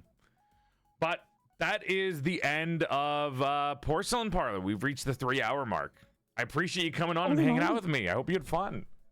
I did. I had a lot of fun. Thank you for like the improv. Thanks for inviting me. Thanks for coming to, you know, of course, just hang out with me and just chill. It was nice to get to talk. Yeah, exactly. It was nice to be able to like actually speak. Yeah. It's relaxing again, because usually we're always in a position where we're always pushing for the entertainment. We're always trying to make jokes. We're always planning content. It's really nice just to be able to hang out and talk about whatever and our appreciation. Because it's a talk show, chat, not a podcast. It's a talk show. They get that wrong sometimes. It makes me annoyed. Talk show. Podcasts are worse. Yappy. Putting it out there. Well, either way, this has been a lot of fun. Thank you so much for coming on. Do you have anything that you want to promote, or is there anything up and coming that you want people to know about? Yeah. So on Tuesday, I'm gonna be over on my stream, and we're gonna be doing this really cool thing that my community has been prepping for a couple weeks, where I've been collecting photographs in galleries of everybody's favorite cartoon merchandise that they've collected. And so we're gonna show off like people's cool collections of cartoons and merchandise and like signatures and all this stuff that they've achieved. And then upcoming on that weekend, I have a piano stream, actually. So if you guys want to come by and hang out and hear me play live with Visualizer, you guys get to see all of the notes on the piano as I'm playing them in real time, with effects and everything. So if you're interested in hearing me play the piano, or maybe you have like a favorite video game that you want me to play or just hear, come on by. We'll be doing that on the weekend. Yeah. Hell yeah. And that has been Porcelain Parlor with Pumpkin Potion. Yippee! Thank you guys so much. Thank you for being here. Thank you. How did you get here, by the way? You let me in through the TV. I don't know how I'm supposed to. Can I get back through the TV? Is that a thing? Yeah, I could call you an Uber. I don't know. Do you have money? Can you like? I'm a toon. Do I look like I carry around a purse? I don't know. I can call the TV back, I guess. I don't know if that's gonna work. We can try. Okay. we can try. We'll use magical editing like we did before. Yeah. I guess. Don't worry. I got this. Okay. I got this. Don't worry. Ready? Okay. We're gonna go right back in. It's gonna be like I wasn't even here. You can don't worry. I got this. Okay. I got this. Don't worry. Ready? What if you like step off to the side? Whoa! I think you're in. I think you're back in. Oh! Watch out for the anvil! Oh God! That one actually looked like it hit that time. That's awkward. You okay? Is there a turbulence? I think so. Are we in? It worked! Editing magic. See, I told you I'm a heckin' genius. It seems I'm like a heckin' genius. Is there like a door over there that you go to go back home? Yeah, Disney kind of missed the mark with me. He missed his chance. It's fine. I got this. Okay. I will see you later though. Thanks for coming on. Yeah. I'll have my agent call your agent or whatever that Hollywood variety speak garbage works. Stop at the end. I see. All right. Thank you, Pumpkin. Let's hang out again soon. See you later, Joel. Bye. Bye. Have fun, guys. Bye. There they go. Yeah, I think I broke that TV though. I don't think I can use that anymore. There's like a crack in the TV. You guys can't see it. All right. Thank you, Pumpkin. Bye. Well, I hope you guys enjoyed Porcelain Parlor with Pumpkin Potion. If you guys would like to see more of Pumpkin Potion, check the either the pinned comment if I have that, or if this becomes a YouTube video in the future, you can look at the description to find all of Pumpkin's socials down below in the description. I know you motherfuckers don't read. In the description of the YouTube video, that is where all of the links are. Do you understand? I know one of you is going to go into either their chat or my chat and be like, I didn't know where to find you, even though our names are exactly the same on every social. Sorry, I gotta stop. I gotta calm down. I'm an adult. Anyways, if you would like to see any more of the date night videos / porcelain parlors, there's a playlist right above here, or your recommended video to watch from my channel. There's also the playlist here, and then here's my channel right there. Please check out Pumpkin Potion.